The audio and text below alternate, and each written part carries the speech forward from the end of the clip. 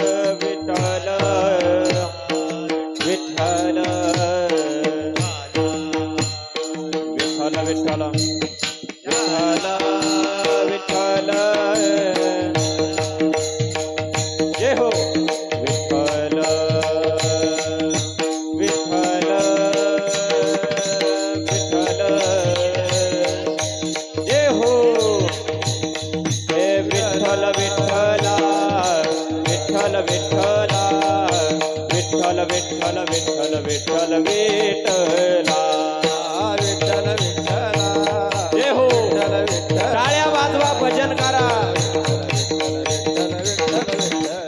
हे विठ्ठल विठ्ठला विठ्ठल विठ्ठला विठ्ठल विठ्ठल विठ्ठल विठ्ठल विठ्ठला विठ्ठल विठ्ठला वाह वाह क्या बात है विनय करे हे विठ्ठल विठ्ठल विठ्ठल विठ्ठल विठ्ठला विठ्ठल विठ्ठल विठ्ठल विठ्ठल विठ्ठला हे विठ्ठल विठ्ठला विठ्ठल विठ्ठला विठ्ठल विठ्ठल विठ्ठल विठ्ठल विठ्ठला विठ्ठल विठ्ठला विठ्ठल विठ्ठला विठ्ठल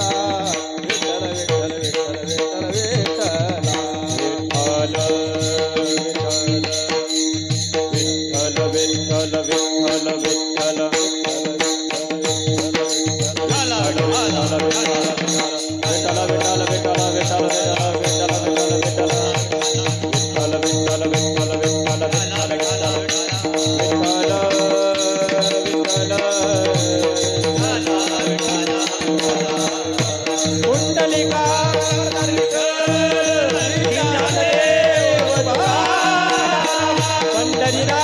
विठ्ठल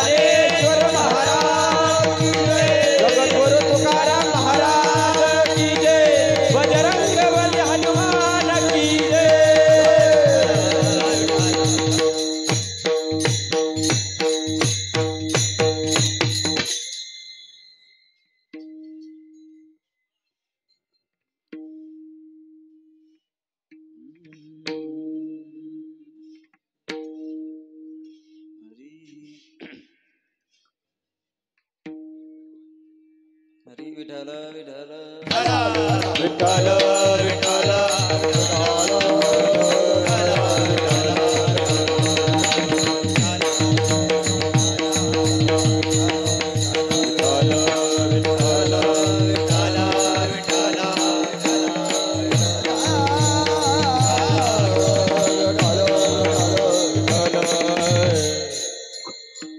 देवतीही बळे धरिला सायासे देव तेही बळे धरिला सायासे करुनिया नाश उपाधीचा देव तेही बळे धरिला सायासे करुनिया नाश उपाधीचा पूर्व पक्षी धातू धिक्कारिले जन स्वये जनार्दन तेची झाली तुका म्हणे यासी नचले तातडी तुका म्हणे यासी नचले तातडी अनुभवे गोडी येईल कळो पूर्व पक्षी धातू धिक्कारिले जन स्वये जनार्दन तेची झाले महायोग पीठे तटे भीमरथ्यम वरम पुंडरीकाय धातुं मनींद्रहि समागत्य तिष्ठन्तमानन्दकन्दं परब्रह्मलिङ्गं भजे पाण्डुरङ्गा पाण्डुरङ्गा करुव्रत पाण्डुरङ्गा पाण्डुरङ्गा करुव्रत पांडुरंगा पांडुरंगा करू व्रत मन मन पांडुरंगा पांडुरंगा करू व्रत मन मन तुझे चरण संताची या तुझे चरण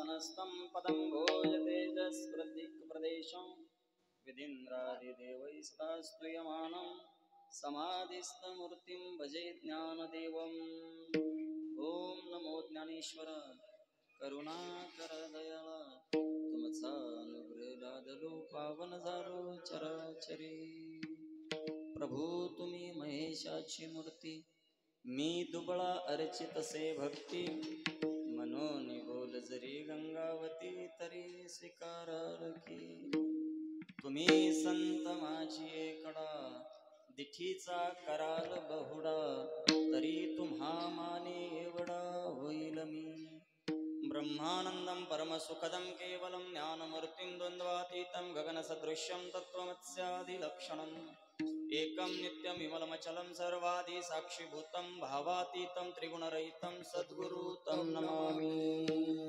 परब्रह्मीचा बोध प्रतीक्षावे जयाची गीता वाचिता ज्ञानदेवी अतिमूढतयाने ब्रह्मभावा नमस्कार माझा श्री सद्गुरु ज्ञानदेवा नमो ज्ञानदेवो नमो ज्ञानराजा नमो ज्ञान सिंधु सखा पूर्ण माझा मती मंदते ज्ञानदाता दिनासी नमस्कार साष्टांग श्री सद्गुरु ज्ञानेश्वरासी कर जोडितो कथे काळी आपण असावे जवळी घ्यावी घ्यावी माझी भाक जरी का मागे अनेक शरण शरण हनुमंता तुम्हा रामदूता काय भक्तीच्या त्या वाटा मज दावाव्या सुभटा सेवे लागी सेवक झालो सेवे लागी सेवक झालो सेवे लागी सेवक झालो सेवे लागी सेवक झालो तुमच्या लागलो निज चरणा तुमच्या लागलो निज चरणा आवो स्वामी तुकाया देवा यावर नकरा आवेला तुमच्या लागलो निज चरणा तुमच्या लागलो निज चरणा आवो स्वामी तुकाया देवा यावरी ना करावा अवेरो देवती ही बळे धरिला सायासे करुनिया नाश उपाधीचा मुक्त कैवल्य तेजोनिधी भगवान श्री ज्ञानोबाराय अखिल विश्वकोट ब्रह्मांड नायक पांडुरंग परमात्म्याच्या चरणी साष्टांग दंडवत करतो तुम्हा सकल श्रोते सिद्ध महंत साधक गुणीजन वर्ग टाळकरी मंडळी विनेकरी बाबा मृदंगाचार्य सर्वांच्या चरणी एक वार साष्टांग दंडवत करतो समस्त ग्रामस्थ मंडळी बसलेले श्रोतेजन प्रभू तुम्ही महेशाची मूर्ती असे असणारे समस्त श्रोतेजनांच्या चरणावर साष्टांग दंडवत करून सेवेला सुरुवात करतो विठ्ठल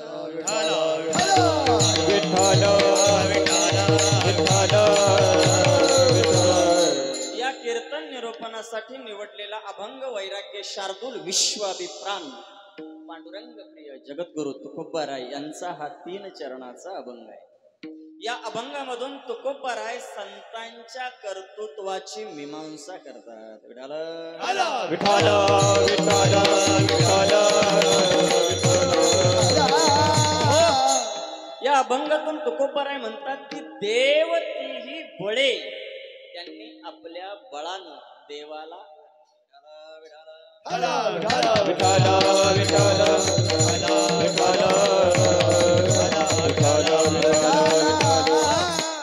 देव तीही बळे धरिला सायासे देवाला आपल्या बळानं आणि सायासानं त्यांनी धरलं बर हे सामर्थ्य त्यांच्यामध्ये निर्माण होण्याचं काय कारण दुसऱ्या चरणात सांगितलं पूर्व पक्षी धातू धिक्कारिले जनाचा धिक्कार केला पूर्व पक्षाचा धिक्कार केला आणि धातूचा धिक्कार केला परिणाम काय झाला सोये जनार्दन तेची झाले विठाल बर एवढं सगळं त्यांनी केलं मग आपल्याला त्याचा काय काय फायदा? तुकोबरायांनी सांगितलं की बाबा हो, तुम्हाला जर संत व्हायचं असेल, परमार्थ करायचा असेल, आपल्या जीवनातल्या दुःखाचा नाश करायचा असेल, तर या 3 प्रकारच्या गोष्टींचा त्याग करावा लागेल. पूर्व पक्षाचा त्याग करा, धातूचा त्याग करा, जनाचा त्याग करा, काय, आणि ह्या सगळ्या गोष्टींचा त्याग करत असताना तुकोबराय हे तुम्हाला जमलं, आम्हाला जमेल का? जमेल, पण काय करा? भगवंताचं चिंतन करत राहा, भगवंताची भक्ती करत राहा, आणि भक्ती करत असताना घाई गडबड करू नका. तुका म्हणे यासी नचले तातडी, अनुभवे गोडी येईल कळो. अनुभवानं तुम्हाला आपोआप त्याच्यातली गोडी लागेल. तुम्ही घाई गडबड करायची नाही. प्रपंचात घाई गडबड करा, परमार्थात आल्यावर शांत राहा आणि भगवंताची भक्ती करत राहा.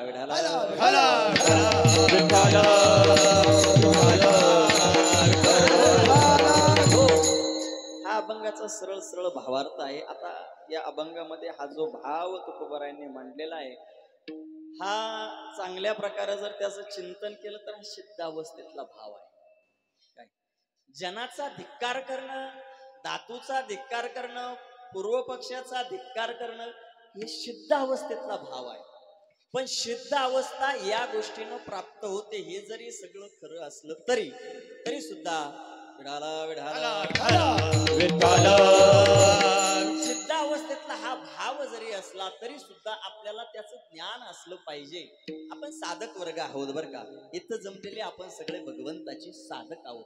साधक म्हणजे काय? परमार्थाची प्राप्ती होण्यासाठी, साधना करण्यासाठी ज्यांनी परमार्थाचा वसा घेतलाय, गळ्यात पवित्र तुळशीची माळ घातली, कपाळाला बुक्का लावला, आणि भगवंताची प्राप्ती व्हावी यासाठी आपण परमार्थाची मार्गक्रमणा करू लागलो, याचा अर्थ आपण साधक आहे.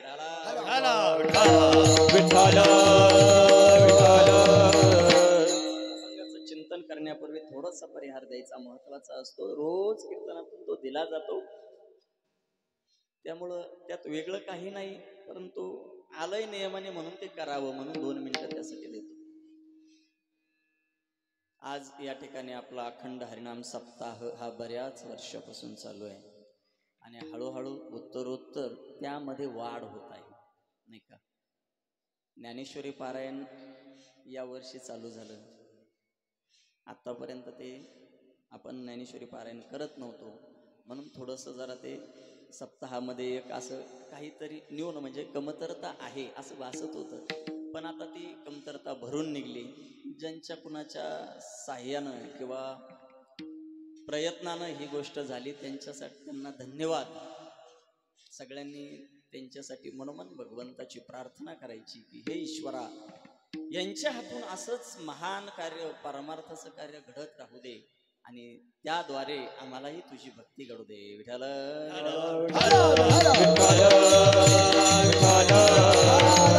दुसरी महत्वाची गोष्ट अशी की आज एकादशी आहे, आणि अभंग एकादशीपेक्षा वेगळा असल्यामुळं त्याचं स्वतंत्र सांगून मग चिंतनाकडे होतो.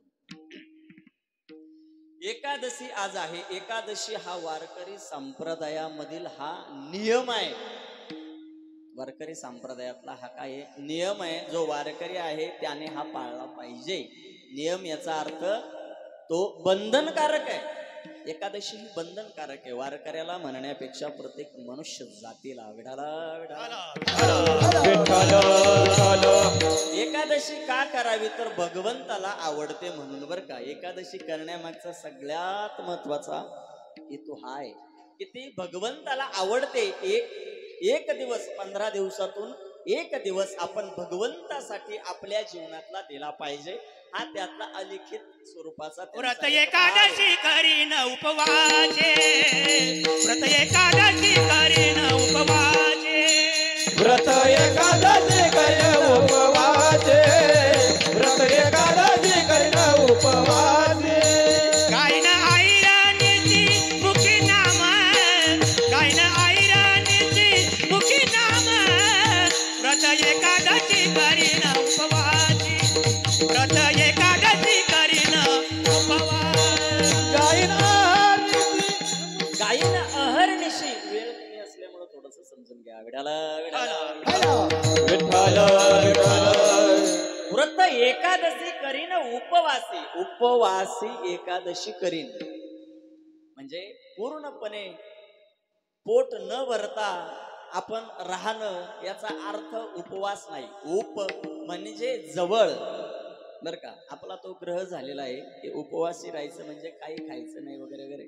तो भाव वेगळा आहे. पूर्वी भागवतामध्ये एकादशीचं वर्णन करत असताना सांगितलंय की दशमीच्या दिवशी अर्ध्या पोटी जेवायचं. दशमीच्या दिवशी बर का.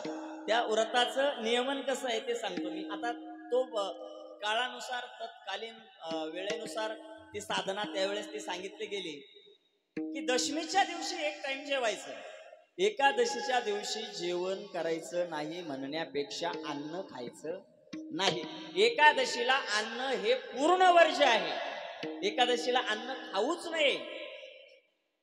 याहीपेक्षा पुढं घरामध्ये सुद्धा अन्न शिजता कामा नये. हा एकादशीचा नियम आहे. मला एकादशीच्या दिवशी फल आहार करून राहायचा. दशमीच्या दिवशी एक टाइम जेवायचं आणि द्वादश ही सकाळी, दुसऱ्या दिवशी सकाळी जेव्हा दिवस उगतो, ऐका बरं, जेव्हा सकाळी दिवस उगल्या जातो द्वादशीच्या दिवशी तेव्हा त्याचं पारणं फेडल्या जातं. हा एकादशीचा नियम त्या काळामध्ये लोक पाळायची पण, आणि त्या नियमाचं व्रताचं पालन करून त्याचं फळ ईश्वराची प्राप्तीही करून घ्यायची. आताच्या काळामध्ये तसं नाहीये. आता तेवढा उपवास आता आपल्याला घडणार नाही. का? आपलं शरीर हे कलियुगातलं हे अन्नमय आहे. अन्न जर मिळालं नाही तर माणूस चालूच शकत नाही. आणि आपण चाललो नाही तर शरीरामध्ये विकार म्हणा, आजार म्हणा, किंवा शरीर शांत होऊ शकतं आणि कष्ट करण्यासाठी आपल्याला जमणार नाही. 3 दिवस घरात बसून राहावं लागेल, ते अशक्य आहे. म्हणून याच्याही पुढे जाऊन फक्त काय सांगितलंय? व्रत एकादशी करीन उपवासी. उपवास म्हणजे देवाच्या जवळ राहणं. आपल्या वाणीनं भगवंताच्या व्यतिरिक्त एकादशीच्या दिवशी काहीही न बोलणं. ज्या काही गप्पा मारायच्या त्या भगवंताच्या विषयीच मारणं. याच्या व्यतिरिक्त दुसरं बोलायचं नाही. दुसऱ्याच्या अंतकरणाला लागेल, त्याचं मन दुखावल्या जाईल असं काहीही बोलायचं नाही. एकादशीच्या दिवशी खोटं बोलायचं नाही. एकादशीच्या दिवशी फक्त सत्यच बोलायचं आणि भगवंताचं नामचिंतन अहर्निशी म्हणजे दिवस आणि रात्र हे भगवंताच्या चिंतनामध्ये घालवायचं. याच्या व्यतिरिक्त जर कोणी अन्न एकादशीच्या दिवशी खात असेल, ऐका बरं का बारकाईनं, जी माणसं आहे त्यांच्या लक्षात येईल, जी माणसंच नाही त्यांच्या लक्षात येणार नाही. एकादशीच्या दिवशी जो नर अन्नाचं सेवन करेल तो श्वान विष्टे समान जान आधम जनते एक. विठाला विठाला विठाला विठाला विठाला. एकादशीच्या दिवशी जो अन्नाचं सेवन करतो तो कुत्र्याच्या विष्टा खाल्ल्याचं पाप त्याला लागतं. लक्षात घ्या. एकादशीच्या दिवशी अन्नाच्या ठिकाणी सर्व पाप एकत्रित होऊन बसतात. पाप आपण जे म्हणतो डोळ्याला दिसत नाही पण आश्रित मात्र नक्की राहतं. अन्नाच्या आश्रयानं पाप राहत असतं एकादशीच्या दिवशी. दुसरीकडे त्याला थारा नसतो काय. म्हणून एकादशीच्या दिवशी जर अन्न खाल्लं तर ते पाप खाल्ल्यासारखं आहे. एकादशीच अन्नपान जे नर करती भोजन ते श्वान विष्टे समान जान आधम जनते एक. विठाला विठाला विठाला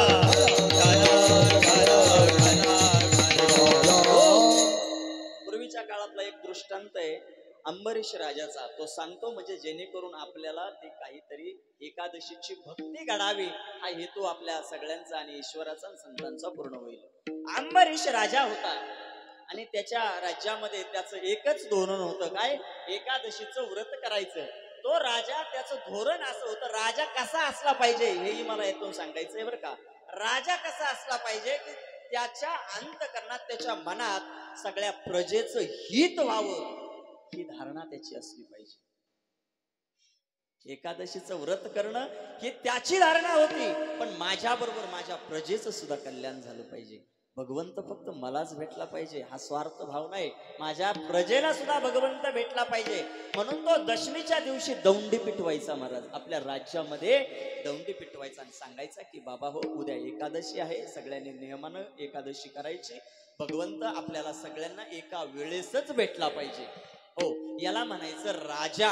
हो, आणि आता जरी काळ बदलला, राजेशाही गेली, लोकशाही जरी आलेली असली तरी सुद्धा एक आपण लक्षात ठेवायचं की पूर्व राजा परंपरेनं चालल्या जायचा, राजघराणं असायचं.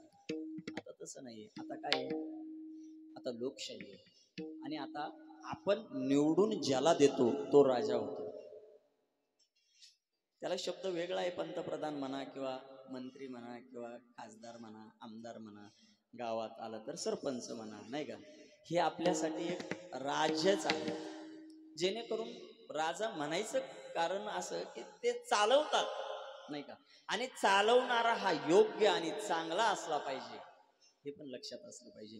मग आता आपण जर त्याला निवडून देतो म्हटल्यानंतर आपण ही दक्षता घ्यायची की हा आपण ज्याच्या नावापुढं बोट दाबतो तो कसा आहे. जो आपल्याला पैसे देतो म्हणून त्याला आपण मतदान करायचं, हा चुकीचा भाव आहे. विठाला विठाला पैसे देणारा, खाऊ घालणारा हा एका दिवसापुरतं घालतो. लक्षात घ्या, पैसे देतो, खाऊ घाल, एक दिवस तो आपली सेवा करतो. आणि जर आपण तेवढ्याच पुरतं जर मर्यादित लक्ष देऊन जर मतदान केलं तर पुढचे 5 वर्ष ते घातलेलं एवढं उकळतो, प्रमाण राहत नाही महाराज. म्हणून काय करा, मतदान हे सगळ्यांनी केलं पाहिजे, हा आपला हक्क आहे. आणि केल्याशिवाय मतदान कोणीही राहू नका, का तुमच्या गैरहजेरीमध्ये एखादा मूर्ख गादीवर जाऊ शकतो. विठाला विठाला प्रत्येकानं मतदान करा. 100% मतदान आपल्या गावातून झालं पाहिजे. आणि दुसरी महत्वाची गोष्ट ही एकच आहे की मतदान कोणाला करायचं हे मी सांगणार नाही, माझा तो हेतूही नाही आणि त्यासाठी उभाही नाही. सांगायचा महत्वाचा भाग एवढाच की योग्य बटन जेणेकरून महाराज असा माणूस गादीवर पाहिजे की त्याने समाजाचं हित केलं पाहिजे. हो, त्या राजानं सगळ्या प्रजेला सांगितलं उद्या एकादशी आहे, एकादशीचं नियमन करायचं, पालन करायचं, कोणीही अन्नाचं सेवन करायचं नाही. आणि त्या दिवशी सगळ्यांनी भगवंताचं भजन करायचं महाराज. सगळ्यांनी भगवंताचं भजन करत करत एकादशीचं व्रत करायचं आणि व्रत एकादशीचं करायचं जेणेकरून भगवंत आपल्यावर प्रसन्न झाला पाहिजे. सगळ्यांना सांगितलं, व्रताचं नियमन चालू झालं, भगवंताचं भजन चालू झालं. दुसऱ्या दिवशी पारणं फेडण्यासाठी त्या राजाकडे दुर्वास ऋषी आले. दुर्वास ऋषी पहाटच्या 4च्या दरम्यान त्यांच्याकडे आले आणि सांगितलं, आम्ही तुमच्याकडे पारणं फेडायला येणार आहे. राजानं सांगितलं, माझं परम भाग्य, तुमच्यासारखे महाऋषी माझ्या दारामध्ये येऊन स्वतः अन्न मागतात, हा माझं परम भाग्य आहे. त्यांना आनंद झाला. म्हणे, महाराज तुम्ही स्नान करून या, तोपर्यंत सगळे तयारी करून ठेवतो. दुर्वास ऋषी आपल्या शिष्यासह स्नानाला गेले आणि स्नानाला गेल्याच्या नंतर स्नान करता करता करता त्यांच्या हातून एवढा वेळ गेला की दिवस उगवायला लागला. दिवस उगवायला लागला, प्रकाश किरण बाहेर पडायला लागले. राजा हातामध्ये पाणी घेऊन पारणं फेडण्यासाठी त्यांची वाट पाहत होता. राज्यातील जे ज्ञानी लोक आहेत, समजदार लोक आहेत, शहाणी माणसं आपण ज्यांना म्हणतो ना, त्या शहाण्या लोकांनी येऊन राजाला सांगितलं, महाराज पारणं फेडून घ्या, अन्यथा एकादशी केल्याचं फळ मिळणार नाही. विठाला विठाला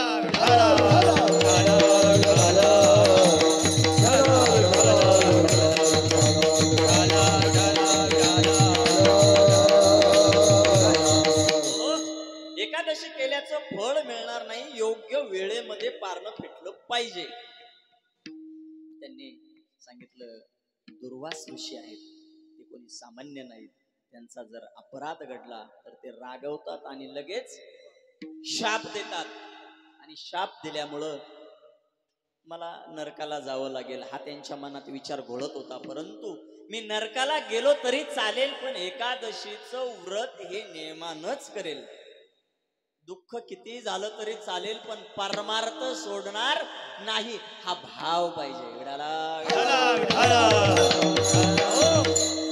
महाराज बाकीच्या लोकांनी सांगितल्याप्रमाणे हातावर पाणी घेतलं, संकल्प सोडला आणि एक घोट पाणी प्याले, फक्त जेवण केलं नाही. बाकीच्यांना जेवण करायला परवानगी दिली, त्यांनी एक घोटभर पाणी घेऊन द्वादशीचं पारणं फेडलं, एकादशीचं पारणं फेडलं आणि दुर्वासांची वाट बघत बसले. हात जोडून त्यांच्या दिशेला उभे राहिले महाराज. त्या दिशेनं दुर्वास दिवस थोडसा वर आल्यावर आल्यानंतर त्यांनी पाहिलं परिस्थिती. सगळे लोक जेवायला बसले. अरे माझ्या आधी राजानं पारणं फेडलं, एवढा मोठा माझा अपमान केला. दुर्वासाला राग आला महाराज. आणि दुर्वासा ऋषींना राग आला. त्या काळातले ते ऋषी असे होते, राग आला की त्यांना सहनच होत नव्हता. आणि दुर्वास ऋषींनी महाराज त्या अंबरीश राजाला शाप दिला, नरकवास 12 योनी तू नरकवासाच्या भोगशील, माझ्या आधी पारणं फेडलंस. अंबरीश राजानं हात जोडून भगवंताचा धावा केला, हे भगवंता, अरे असा काय अपराध घडला जेणेकरून हा शाप मला भोगायची वेळ आली. महाराज हाकेसरची उडी घालणारा भगवान परमात्मा भक्ताचा धावा ऐकला, क्षणभर राहवलं नाही, विटेवरून धावत आला महाराज. तिथं धावत येऊन उभा राहिला आणि पाहतो तो काय, अंबरीश राजाच्या डोळ्यातून अश्रूच्या धारा वाहत होत्या. दुर्वास ऋषी रागवलेले होते. भगवंताला दुःखी झालेला भक्त एक क्षणभर सुद्धा भगवत नाही. भगवंताला राग आला महाराज. दुर्वास ऋषी ही भक्त होते आणि अंबरीश सुद्धा भक्तच होता, पण भक्ताचा अपमान करणारा हा भक्त जरी असला तरी तो पूर्णत्वाने भगवंताच्या भक्तीला उतरत नाही. या कल्पनेनं भगवंतानं आपल्या हातातलं सुदर्शन चक्र दुर्वासांच्या पाठीमागे सोडून दिलं.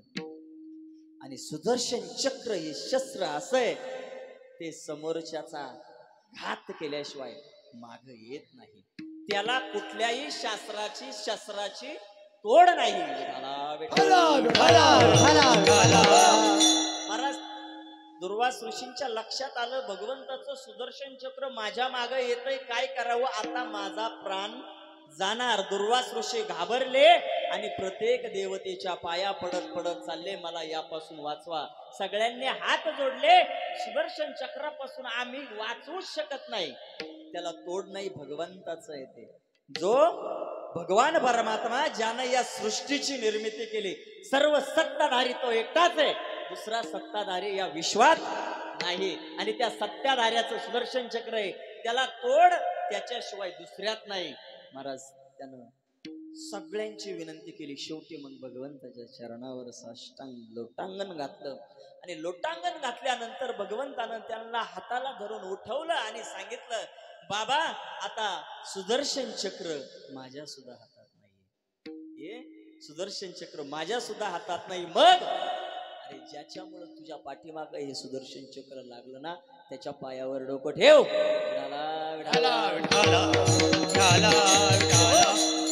अंबरीश राजा हात जोडून खाली बघत अश्रू ढाळत होता. दुर्वास ऋषी गेले आणि त्यांच्या चरणावर साष्टांग दंडवत घातला. अंबरीश राजानं त्यांच्या पायावर मस्तक ठेवलं आणि लाजवेल असं कृत्य करू नका, तुम्ही महान आहात.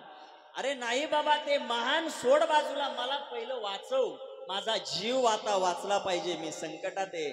दुर्वास ऋषींनी असं म्हटल्यानंतर अंबरीश राजानं सुदर्शन चक्राला हात जोडले आणि प्रार्थना केली की तुम्ही आपल्या स्वस्थानाला परत जावा. भक्तांनी हात जोडले. जे सुदर्शन चक्र भगवंताला आठवत नव्हतं, ते सुदर्शन चक्र भक्ताच्या पुढं त्याचं काही चालत नाही.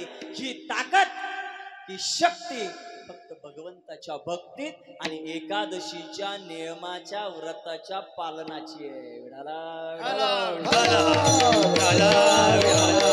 म्हणून एकादशीचं व्रत इतकं महत्वाचं आहे. ज्यांचा परमार्थ चालू आहे त्यांच्यासाठी अति महत्वाचं, आणि जी माणसं आहेत त्यांच्यासाठी सुद्धा महत्वाचं आहे. परमार्थ करत असताना परमार्थ नेमका करायचा कसा हे संतांना विचारून आपण परमार्थ चालू केला पाहिजे. आपल्या मनाने केलेला परमार्थ सिद्धीला जात नाही. म्हणून ज्ञानोबाराय तुकोबारायांनी जे ग्रंथ रचून ठेवले ना एवढे मोठे मोठे, याच्या मागचं कारण एवढंच आहे. कारण ते गेल्यानंतर मागून येणारे जे कोणी साधक आहेत त्या सगळ्या साधकांना भगवंत कसा भेटायला पाहिजे, भगवंत भेटण्यासाठी कोणत्या साधनेची गरज आहे, ते कोणता मार्ग अवलंबला पाहिजे, परमार्थ करणाऱ्या साधकांनी त्याच्यासाठी ग्रंथ आहेत. आज ज्ञानोबाराय तुकोबाराय आपल्यामध्ये जरी दिसत नसले तरी ज्ञानोबाराय तुकोबाराय हे ज्ञानेश्वरी आणि गाथ्याच्या रूपाने आपल्यामध्ये जिवंत आहे. म्हणून आपण जीवन जगत असताना गाथ्याला विचारून आणि ज्ञानेश्वरीला विचारूनच जगावं महाराज. हो, कधी पण लक्षात घ्या, प्रत्येक माणसानं पाऊल टाकताना कुठल्याही प्रकारचं आचरण करत असताना ज्ञानेश्वरीमध्ये हे आचरण माझं योग्य आहे का हे डोळ्यापुढे ठेवूनच आचरण केलं पाहिजे. आणि अशा पद्धतीचं जर आपलं जीवन असेल तर भगवंत आपल्यापासून दूर राहत नाही महाराज. त्याला याचीच आवड आहे. कशाची?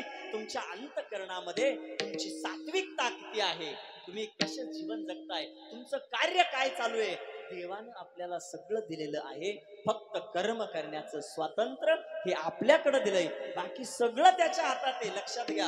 हो, कुणाला किती दिवस ठेवायचं, किती दिवसांनी उचलायचं हे त्याच्या हातात. तुझे या सत्याने वेदासी बोलणे, तुझे या सत्याने वेदासी बोलणे, तुझे या सत्याने वेदासी बोलणे, तुझे या सत्याने वेदासी बोलणे, सूर्याचे चालणे, तुझे या बोले, तुझे या बोले, ऐसा तो समाना ब्रह्मांडाचा धनी, ऐसा तो समाना ब्रह्मांडाचा धनी, आईचा तुझा ब्रह्मांडाचा धनी, आईचा तुझा ब्रह्मांडाचा धनी. तुझी या सत्तेने वेदासी बोलणे, सूर्याशी चालणे, तुझी या बळे, ऐसा तू समर्थ ब्रह्मांडाचा धनी. ब्रह्मांडाचा धनी भगवंत परमात्मा, त्याच्या सत्तेनं सगळं हे विश्व चालतं. त्याची एकच अपेक्षा आहे आपल्याकडून. आपण माणसाच्या योनीला प्राप्त झालेली सगळी माणसं ज्यांना नरदेह मिळाला त्या प्रत्येक माणसाकडून भगवंताची एकच अपेक्षा आहे की बाबा हो, तुम्ही स्वतःला दुःखातून मुक्त करा आणि माझं स्मरण करा. काय ही भगवंताची इच्छा आहे आणि फार मोठी आहे असं नाही. त्याच्यासाठी तुम्हाला असा वेळ द्यायची सुद्धा गरज नाही. भगवंताची भक्ती करण्यासाठी वेळ सुद्धा द्यायची गरज नाही. तुम्ही कुठेही असा, कशाही अवस्थेत असा, कोणत्याही परिस्थितीत असा, तुम्ही भगवंताचं भजन करू शकता. हे साधू संतांनी आपल्यासाठी काळ वेळ नाम उच्चारिता नाही, काळ वेळ नाम उच्चारिता नाही, काळ वेळ नाम उच्चारिता नाही, काळ वेळ नाम उच्चारिता नाही, दोन्ही पक्ष पायी उतारा, दोन्ही पक्ष पायी उतारा. काळ वेळ नाम उच्चारिता, नामाचं उच्चारण करण्यासाठी कुठलंही सुतक बाधत नाही.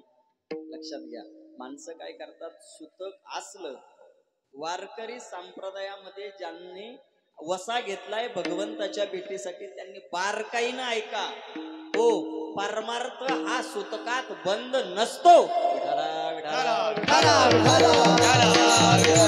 हो, 10 दिवस सुतक आहे म्हटल्यानंतर घरामध्ये तुम्ही जर भगवंताला रोज स्नान घालत असाल, 10 दिवस बिना आंघोळीचं ठेवायचं का त्याला, हा विचार केला पाहिजे. आणि दुसरी गोष्ट, तुमच्या सगळ्यांच्या चरणावर मस्तक ठेवून प्रार्थना करून सांगतो, आणि नसल तुम्ही ऐका तर तुम्हाला हनुमंतरायाची शपथ देतो, जे मला दिसलं ते मी 2 दिवसापासून पाहिलं पण बोलता तिथं नाही, इथं आल्यावर येते म्हणून राखून धरलं. ज्या वेळेस आपला इथं स्वयंपाक होतो आणि त्याचा नैवेद्य घेऊन आपण देवापुढे जातो, 2-2 दिवस तास ते पडलेलं असतं देवाच्या समोर. ही प्रथा चुकीची आहे. शास्त्राने सांगितलं, अरे तुम्हाला देवाची पूजा करायची ना, यथा देहे तथा देवे. विठाला विठाला. तुमच्या समोर जर अन्नाचं ताट ठेवलं 2-3 तास तुमच्या पुढे ते तसंच पडलं, खाणार का तुम्ही? अहो, नैवेद्य देवाला ठेवत असताना महाराज छोट्या छोट्या चाणक्या करतात, त्याच्यावर काहीतरी भात ठेवतात आणि 2 थेंब टाकतात, देवाला ठेवतात आणि स्वतःला 4-4 भाकरी घेऊन खाता. लाज नको वाटायला आपल्याला? आता देवापुढे नैवेद्य ठेवलेला आहे बघा, किती वेळ झाला त्याच्यावर माश्या घुमतात. हा विचार करा, देवानं कसं, स्वतःला जर चांगलं खायला आवडतं, देवाला नको का तसं?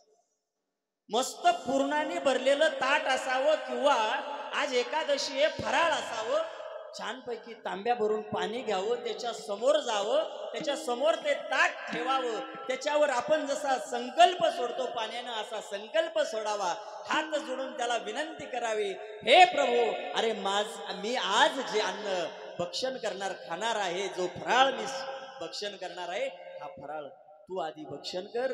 त्याच्या समोर उभं राहावं हात जोडून त्याला खाईपर्यंत. 2 मिनिटं त्याला म्हणण्यापेक्षा महाराज भगवंत आहे, 2 क्षण जरी त्याच्या समोर उभे राहिले त्याचं खाऊन होतं. 2 क्षण त्याच्या समोर ते भरलेलं ताट ठेवावं आणि उभं राहावं, हात जोडावे, संकल्प सोडावा, श्लोक येत असेल तर म्हणावा, नसेल तर रामकृष्ण हरी 2 मिनिटं म्हणावं, रामकृष्ण हरी म्हणायचं, पुन्हा ते ताट उचलायचं. लक्षात घ्या, भगवंताला नैवेद्य कसा दाखवला जातो सगळ्यांनी बारकाईने लक्षात घ्या. घरी गेल्यानंतर आपण जे सणाला नैवेद्य घेतो आणि देवाच्या पुढे डायरेक्ट ठेवून देतो, खाली पात्र सुद्धा नसतो. तुम्हाला जर असं खाली जमिनीवर वाढलं, खाताल का? आपण नाही ना खाणार. जमत नसेल तर करू नका, पण भगवंताची हेटाळणा होईल किंवा त्याच्या आपल्या हातून अवहेलना होईल असं करू नये. भक्तीतलं हे वर्म आहे, आपल्या लक्षात येत नाही महाराज. आयुष्य जातं आपलं वाऱ्या करता करता. हो, रात्रंदिवस आपण भजन करतो, नाही असं नाही. बाबांचा आता पहाट, सर्वच भक्त मंडळी पहाटे काकड्यापासून रात्री झोपेपर्यंत भजनात आहे आपण, आणि मग एवढी भक्ती आहे, देव भेटत का नाही? वर्म चुकतं महाराज. वर्म चुकल्यामुळे भगवंत आपल्यापासून दूर राहतो महाराज. पुण्य करिता पाप जडे लिहून ठेवलंय, कशा करता लिहिलंय याचं चिंतन केलं पाहिजे. आणि आपला परमार्थ हा शुद्ध आणि सात्विक आणि कोणत्याही प्रकारची बाधा नसलेला परमार्थ आपला घडला पाहिजे. इथून सुरुवात पाहिजे आपली. नैवेद्य घरी जेव्हा सणाच्या वेळेसच नैवेद्य दाखवतो, इतर वेळेस देवाला उपाशी ठेवतो, तो भाग सोडून द्या. रोज देवाला नैवेद्य असला पाहिजे. रोज आपल्याला वाढलेलं ताट उचलायचं आणि देवापुढे ठेवायचं, पुन्हा ते उचलायचं आणि प्रसाद म्हणून खायचा. त्या अन्नातला सगळा दोष निघून जातो, तो प्रसाद होतो. रोज भगवंताचा प्रसाद आपण खाऊ शकतो, पण आपण ते करत नाही.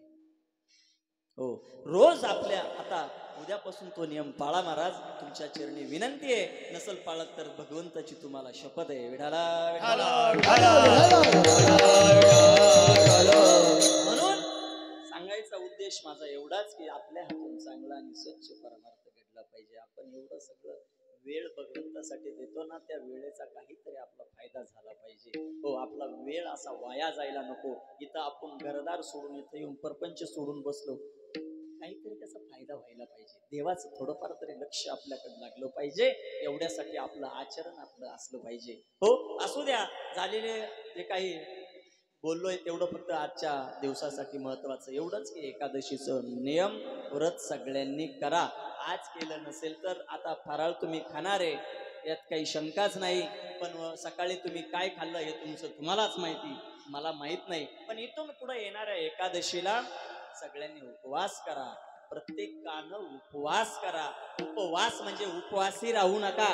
हा डोक्यातून भाव काढून टाका की एकादशीच्या दिवशी काहीच खायचं नाही. या भीतीनं लोक उपवास करत नाही की त्या दिवशी उपाशी नाही, कमी खा, फल आहार करा. हो, जे कष्ट करणारे शेतकरी आहेत त्यांच्यासाठी खाणं महत्वाचं आहे. मग त्यांनी फक्त अन्नाचा त्याग करा आणि काय करा, त्या दिवशी फलहार खा. हो, कारण कारण त्याचं कारण सांगतो, त्या दिवशी अन्न हे दूषित आहे.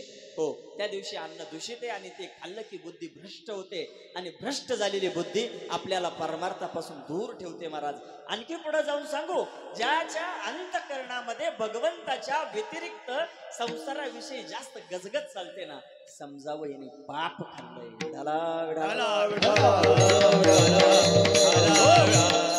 घरी गेल्यानंतर डोळे झाकायचे, भगवंताचं चित्र डोळ्यासमोर आणायचं, भगवंताचं चित्र डोळ्यासमोर आणून त्याचं स्मरण करायचं, भगवंताचं नाम चिंतन करायचं. आणि जर चिंतन आपल्या हातून घडत नसेल, वारंवार जर देवाच्या व्यतिरिक्त संसारातल्याच गोष्टी जर येत असेल, समजावं माझ्या एवढा पापी दुसरा नाही आणि मला हे पाप घालवायचंय. हे पाप घालवण्यासाठी परमार्थ आहे. परमार्थ करताना मनाला कुठेही जाऊ द्या, किती घाण विचार येऊ द्या महाराज अंतकरणामध्ये, परमार्थ सोडायचा नाही. एक कास अशी बांधायची की अंतकरण कुठेही जाऊ द्या, त्याला मन कुठेही वागू द्या, पण मी भगवंताला सोडणार नाही, त्याचं नाम चिंतन अजिबात सोडणार नाही. ही धारणा, ही गुणगाठ मनाशी नित्य करायची असते. रोज सकाळी उठल्यानंतर ही मनाला अशी एक दिशा द्यायची, मी कोणतंही कार्य करू द्या, माझी नोकरी असू द्या, कुठेही असू द्या, पण चित्तामध्ये भगवंताचं राम कृष्ण हरी. अहो 5 मिनिटातून एकदा तरी राम कृष्ण आली या हृदयानं जपलं पाहिजे. असं आपलं हृदय तयार करा.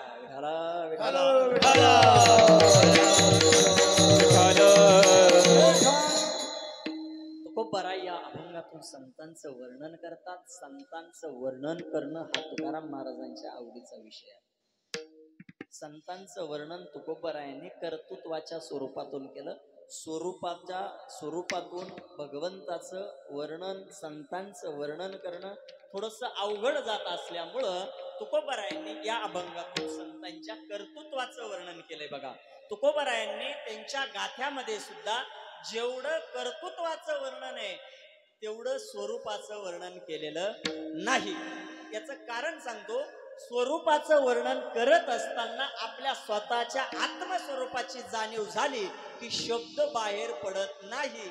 शब्द बाहेर पडत नसल्यामुळं स्वरूपाचं वर्णन करणं शक्य होत नाही. म्हणून तुकोबरायांनी संतांच्या कर्तृत्वाचं वर्णन केलंय.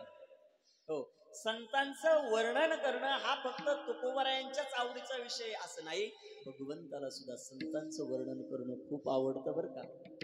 हो, आपण भगवंताच्या वर्णना योग्य व्हावं यासाठी आयुष्यभर प्रयत्न करावा. भगवंतानं गीतेमध्ये आपल्याशी, भगवान कुठं बोलतात? गीतेमध्ये. हो, गीतेमधून भगवान आपल्याशी बोलतात बरं का. आपण म्हणतो देवानं मला भेटावं, आपली इच्छा असते आणि प्रत्येकाची ती असावी पण नाही असं नाही, ती काही गैर नाही. भगवंत भेटलाच पाहिजे. डोळे झाकायच्या आत एकदा देवाचं दर्शन व्हायलाच पाहिजे, तर या माणसाच्या जन्माला आल्याचं सार्थक आहे. हा जन्म मिळाला ना, देव भेटल्याशिवाय मरू नये. जर देव भेटत नसेल तर आपला जन्म व्यर्थ गेला महाराज. माणसं म्हणतात जन्म व्यर्थ कुणाचा गेला? ज्याला प्रपंच जमला नाही त्याचा जन्म व्यर्थ गेला म्हणतात. काय आलं याला? काही करता नाही आलं. माणसं बोलता बोलता गप्पा मारतात, याला काय करता आलं मला? काही नाही का? काय घर अजून त्याला नीट बांधता येईना, पोरांची लग्न त्याला, संसारामध्ये जर जमलं नाही तर लोकांची ही चर्चा असते. आणि हा मूर्खपणाचा भाग आहे. प्रपंच करणं म्हणजे विषयाचा उपभोग घेणं. या माणसाच्या जन्माला येऊन जर आपण विषयातच रमत असेल तर पशु आणि पक्षी यांच्यात आपल्यात काय बदल आहे महाराज? जर तेही भोगच भोगत असतील आणि आपणही जर भोगांनाच प्राधान्य देत असू तर त्यांच्यात आपल्यात काय बदल आहे? माणसाचा जन्म देवानं नुसताच माणूस म्हणून घातला नाही, बुद्धी दिली. बुद्धी देवानं बुद्धी दिली, त्याच्यात विचार करण्याची शक्ती दिली आणि चांगल्या वाईटाचं ज्ञान दिलं महाराज. भगवंतानं आपल्याला कशासाठी दिलं? प्रपंच वाढवण्यासाठी. प्रपंच करू नये या मताचा मी नाही. प्रपंच करा एकदम. प्रपंचातून आपण बाजूला नाही निघू शकत, तेवढं ताकद तेवढं तेवढं सामर्थ्य तेवढा परमार्थ आपला नाहीये, मान्य आहे, पण प्रपंचातून बाहेर वृत्ती काढण्यासाठी आपण प्रयत्न निश्चित करू शकतो. विठाला विठाला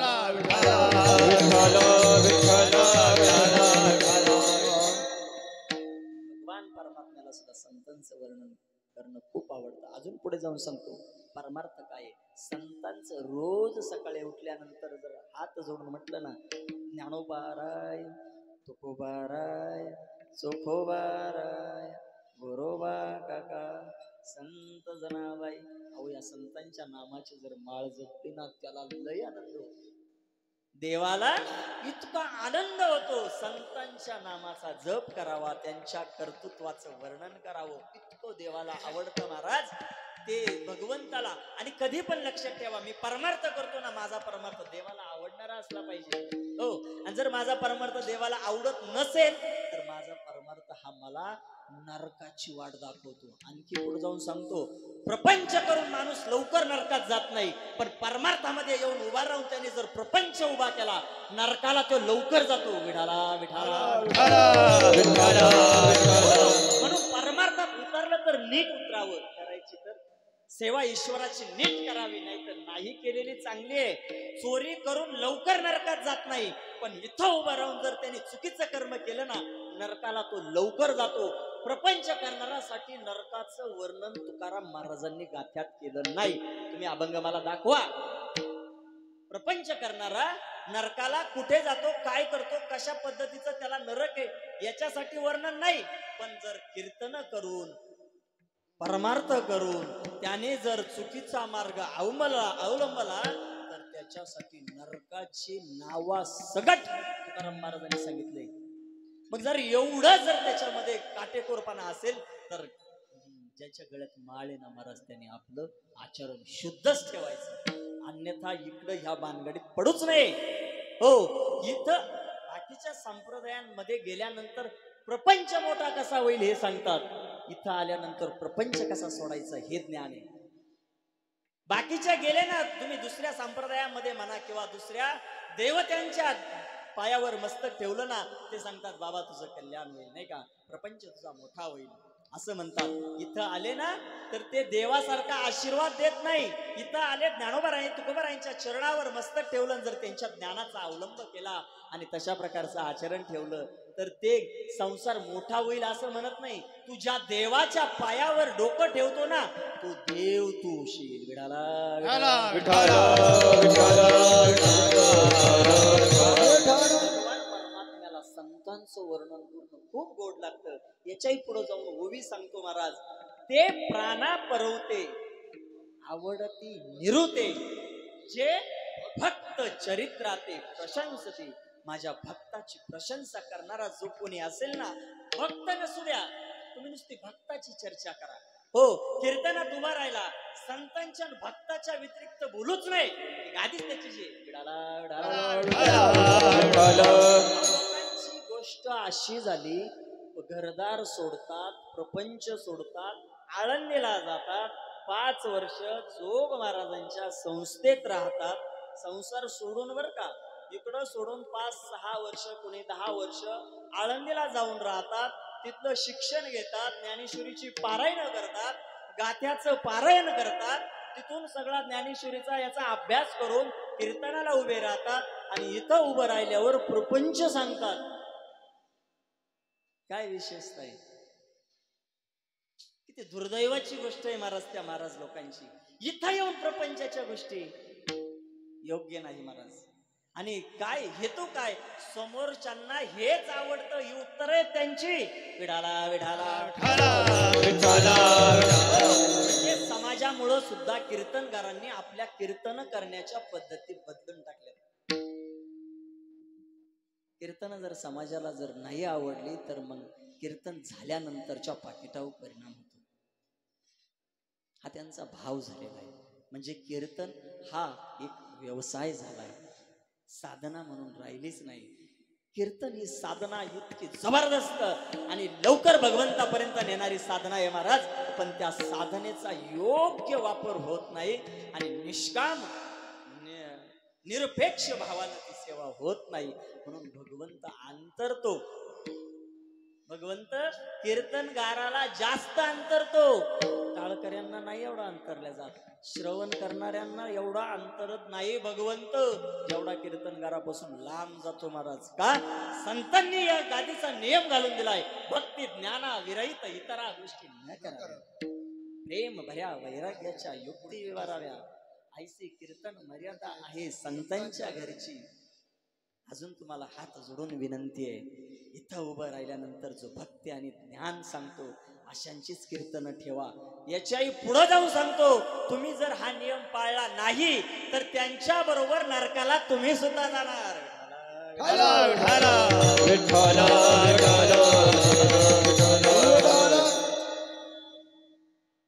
तुका म्हणे ते प्रमाणे. आता त्या विषयावर जास्त चर्चा, कारण कीर्तनकार इथं नाही आणि कीर्तनकाराची चर्चा करून काय फायदा आहे.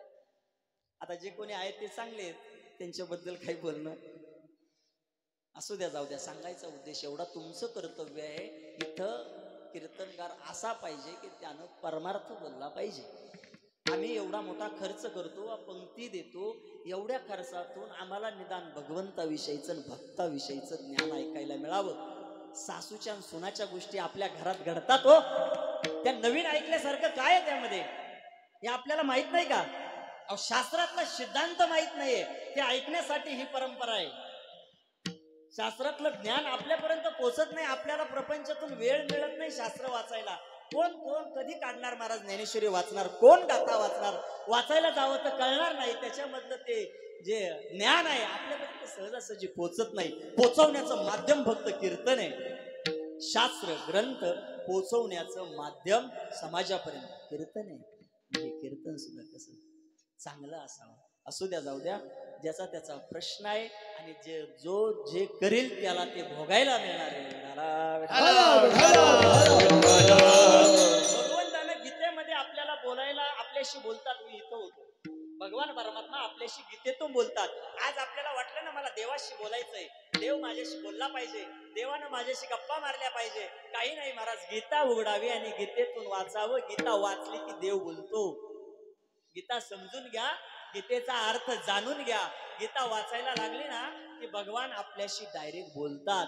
भाव त्यावेळेस फक्त स्वच्छ ठेवा, मी गीता वाचत नाही, मी भगवंताशी बोलतोय. आणि भगवान दुसऱ्या अध्यायामधून गीतेतून बोलत असताना स्थित प्रज्ञाचं वर्णन करतात. त्या स्थित प्रज्ञाचं वर्णन म्हणजे संतांचं वर्णन आहे. तिसऱ्या अध्यायामध्ये गेले की कर्मयोग्याचं वर्णन आहे. महाराजांच्या लक्षात येईल ते, कारण ज्ञानेश्वरीचं पारायण करतात त्यामुळं. आणि एक लक्षात घ्या, ज्ञानेश्वरी वाचत असताना जोग महाराज सांगायचे बरं का, परंपरा, ते आपल्याला तेवढं शक्य होणार नाही, पण झालं तर बघा, ज्ञानेश्वरी वाचत असताना खून ठेवलेली त्यांना कधी आवडायची नाही. जर खून ठेवून तुम्ही ज्ञानेश्वरी वाचता तर मग तुमच्या डोक्यात काहीच नाही. काल वाचलेलं आज जर लक्षात राहत नसेल याचा अर्थ तुम्ही मन लावून ज्ञानेश्वरी वाचत नाही, असं ते सांगायचे. असू द्या, भगवंत बोलत असताना संतांचं, संपूर्ण गीतेमध्ये भगवंतानं फक्त संतांचं वर्णन केलंय. अर्जुनाचं निमित्त आहे, ऐका, अर्जुन हा फक्त निमित्त आहे. गीता ही भगवंतानं तुम्हा आम्हाला सांगता सांगता फक्त संतांचं वर्णन करून बसलाय देव. अर्जुनासाठी श्लोक थोडे, बाकी सगळे श्लोक संतांच्या वर्णनाचेच आहे. तिसरा अध्याय सोडा, चौथ्या अध्यायामध्ये निष्काम कर्माचं वर्णन आहे. निष्काम कर्म हा फक्त संतच करतो, दुसऱ्यांना ते जमणार नाही. म्हणजे भगवंताला यातूनही मला तेच सांगायचं की संतांचंच वर्णन, बाकी त्यांच्या डोक्यात येतो.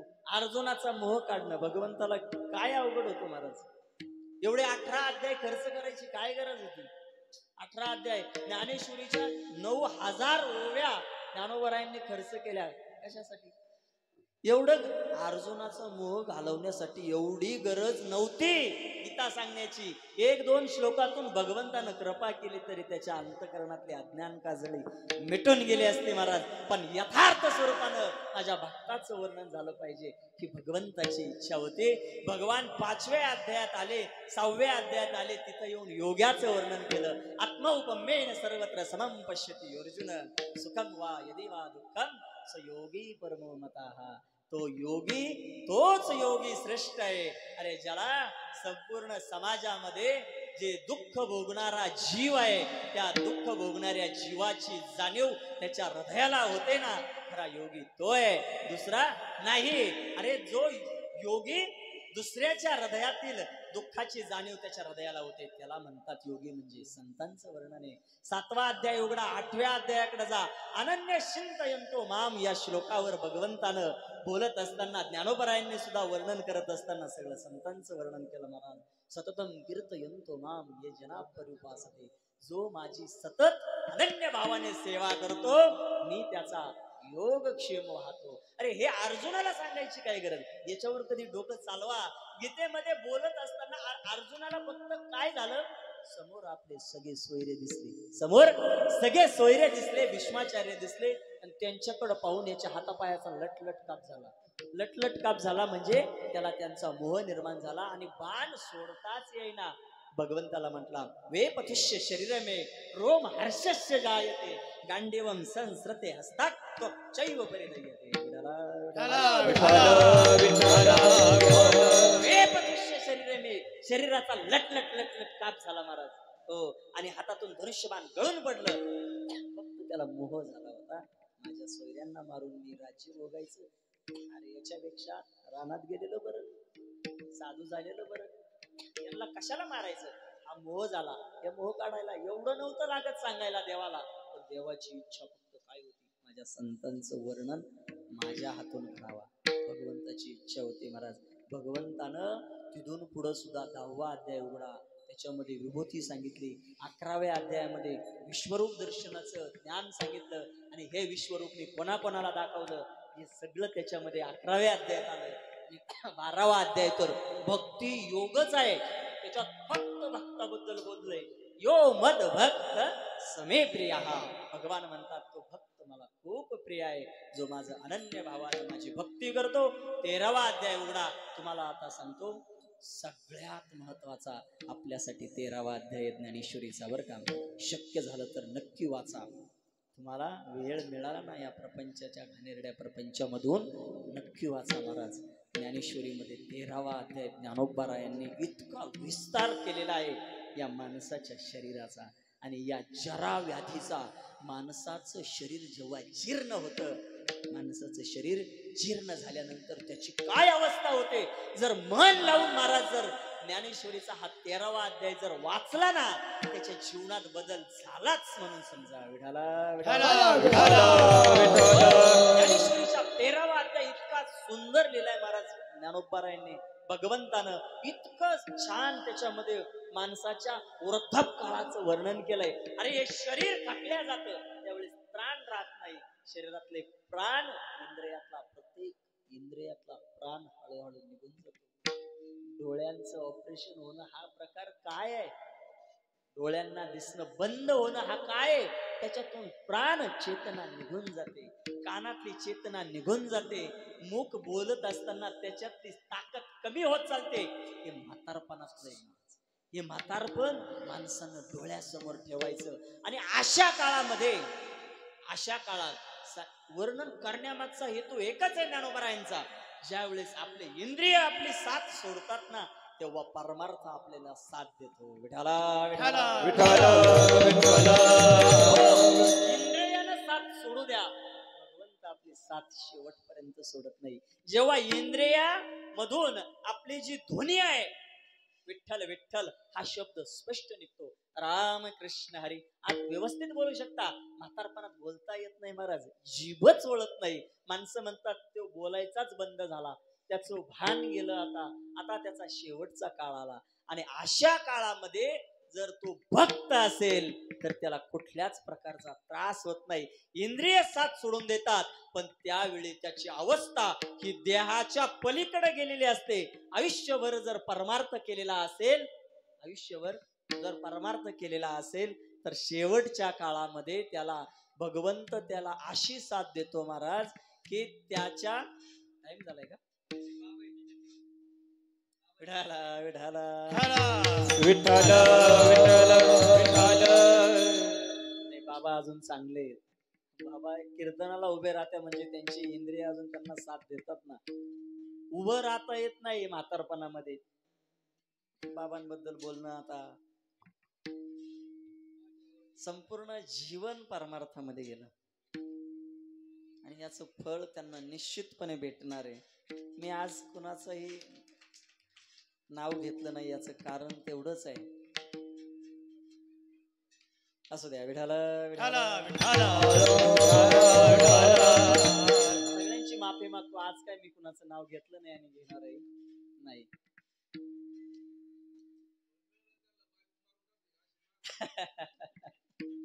विठ्ठल विठ्ठल विठ्ठल विठ्ठल.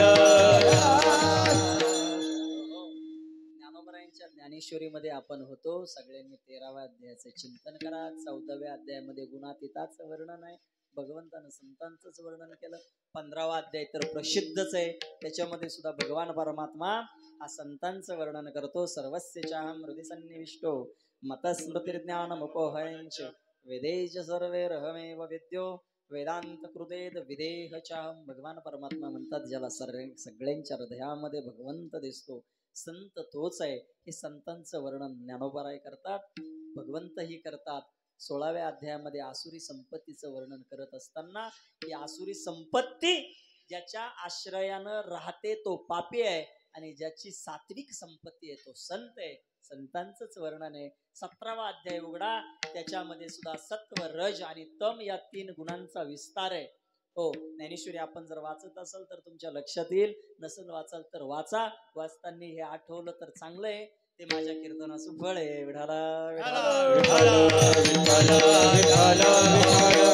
17वा अध्याय संपला. 18वा अध्याय उघडला की 18वा अध्याय म्हणजे एका अध्यायी गीता आहे. म्हणजे मागचं सगळं त्या 18व्या अध्यायामध्ये आलं. म्हणजे सगळं संतांचंच वर्णन आहे. सांगायचा उद्देश एवढाच की भगवंताला एवढं अर्जुनाला सांगायची गरज नव्हती. फक्त निमित्त अर्जुनाचं केलंय आणि तुमच्या आमच्यापर्यंत साधू संतांचं ज्ञान आणून त्यांनी सोडलंय.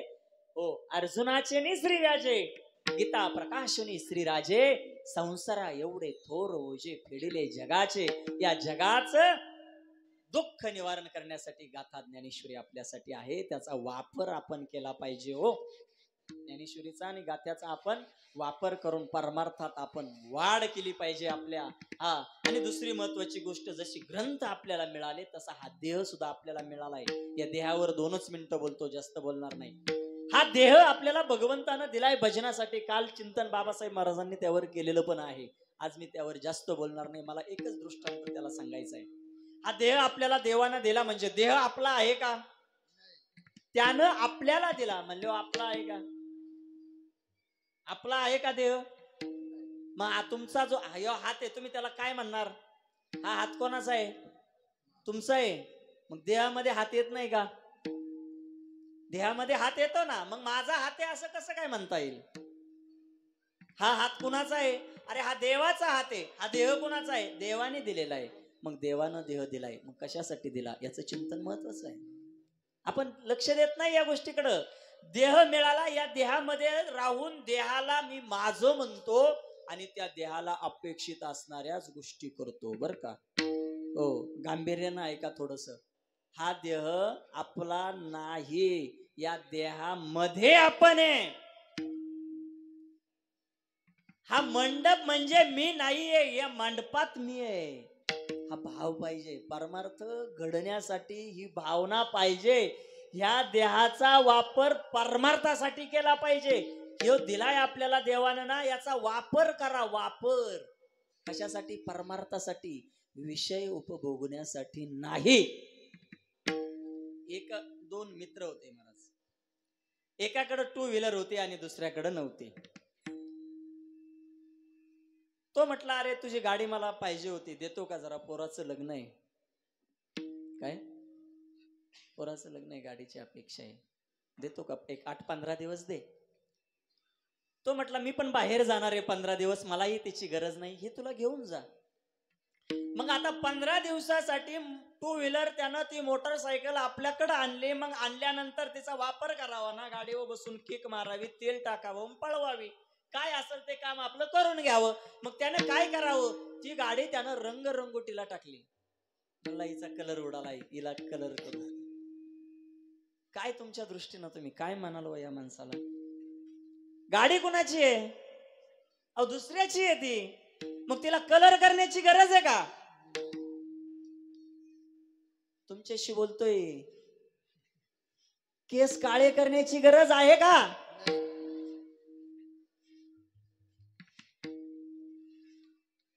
शरीराचा धर्म आहे तो, पांढरे होणारच आहे. अहो म्हाताऱ्या माणसानं जर केस काळे केले ना तर ते तरुण नाही दिसत. तुम्ही जरा बारीक त्याचं निरीक्षण करा. तरुण हा तरुण परातच तरुण दिसतो. केस काळे करून तरुण होत नाही. विठाला विठाला त्यानं कलरला टाकली. ते 5 दिवस पेंटरनं 5 दिवस ते कलर करण्यातच घालवली गाडी. बर कलर करून आला, गाडी घरी आणली. मग आता वापरावा ना, थोडंफार ठीक आहे झालं थोडं. नाही ती सजली पाहिजे, त्याला मॉडीफाय, नवीन शब्द, थोडी मॉडीफाय करू म्हणला आपण. अरे कशा करता मॉडीफाय? आता तुला मिळाली बाबा, तुमच्या दृष्टीने याला काय म्हणाल तुम्ही?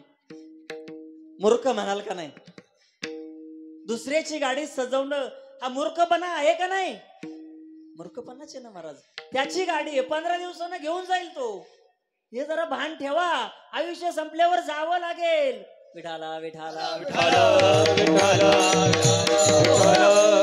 4-5 दिवस मॉडीफाय करण्यातच घालवली. बर घरी आणली, मग आता तरी वापर ना बाबा. अरे मिळाली तुला, संपत चाललंय तिचं आयुष्य. ही गाडी 15 दिवसानं द्यायची, 10 दिवस संपले, 5 दिवस राहिलेत. मग मी गाडी कशी बनवली, गाव तिच्यावर बसून सगळ्या लोकांना गावातून फिरून दाखवतो. काय चाललंय? 2-4 दिवस त्याच्यातच घालवले त्या माणसानं. वापर करायचा होता तर वापर करण्याऐवजी तिला नटवण्यामध्ये सजवण्यामध्येच घालवले. त्या माणसाला जर आपण मूर्ख म्हणत असेल तर आपलं काय चाललंय? गाडी त्याची आहे का? नाही. त्याला 15 दिवस असं वाटलं ही माझीच आहे. अरे 15 दिवसांनी तो मित्र आला, तिची गाडी घेऊन गेला. काय करायचं राहिलं? ज्याची त्याची जी कामं होती ती तशीच राहिली. आपलंही तेच झालंय. आपल्याला ही गाडी मिळाली, हिचं आयुष्य ठरलेलं नाहीये, त्याला तरी 15 दिवस माहित होतं आपला पुढच्या क्षणाला मृत्यू येऊ शकतो. ही गाडी दुसऱ्या क्षणाला आपल्या हातून निघून जाऊ शकते. हिचा वापर करा आणि स्वतःचा उद्धार करा. विठाला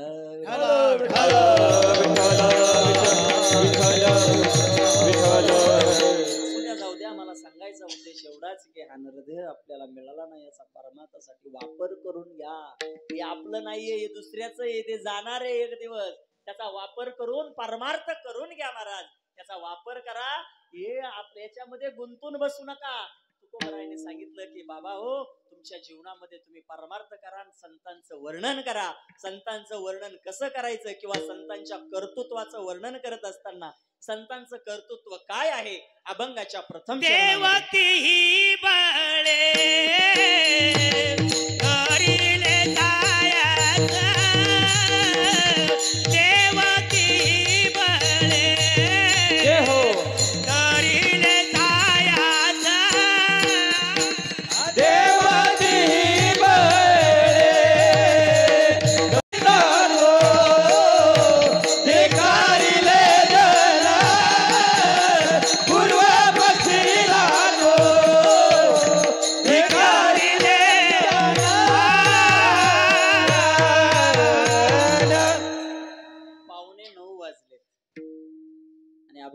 तशीच सुरुवात झाली.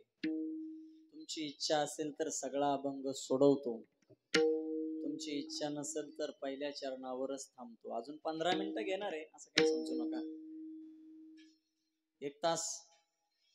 बर खेमनर सरांची इच्छा आहे अजून 1 तास कीर्तन चाललं पाहिजे. अशी जर सगळ्यांची इच्छा असेल तर मी 1 तास अजून कीर्तन चालू ठेवतो.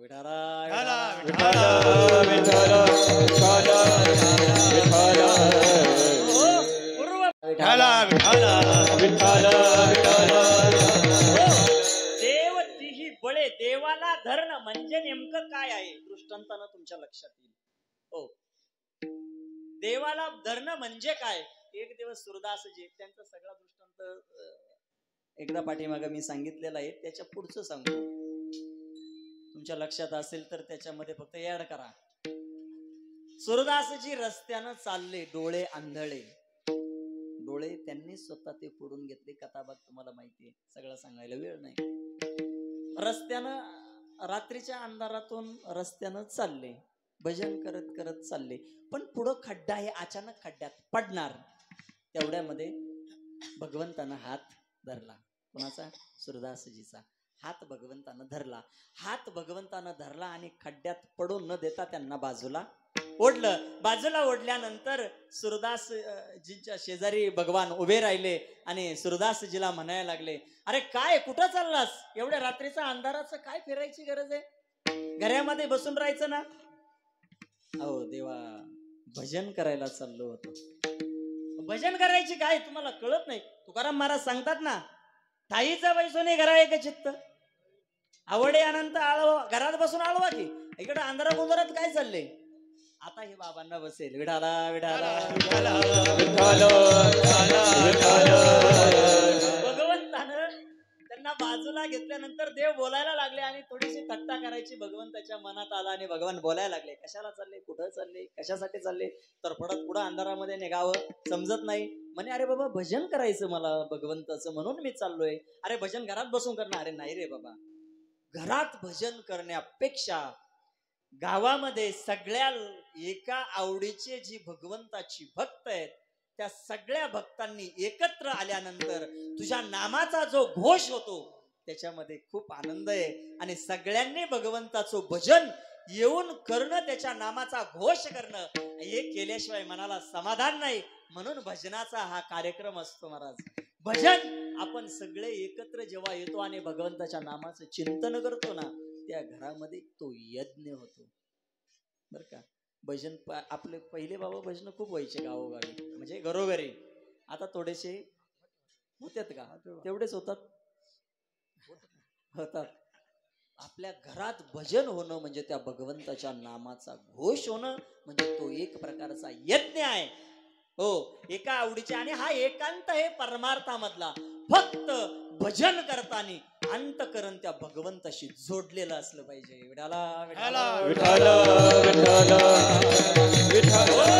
करताना, त्याच्याविषयीच्या नामाचा घोष करताना त्याची तार जुळली पाहिजे, देवाची आपली तार जुळली पाहिजे, तर त्याला भजन म्हणावं.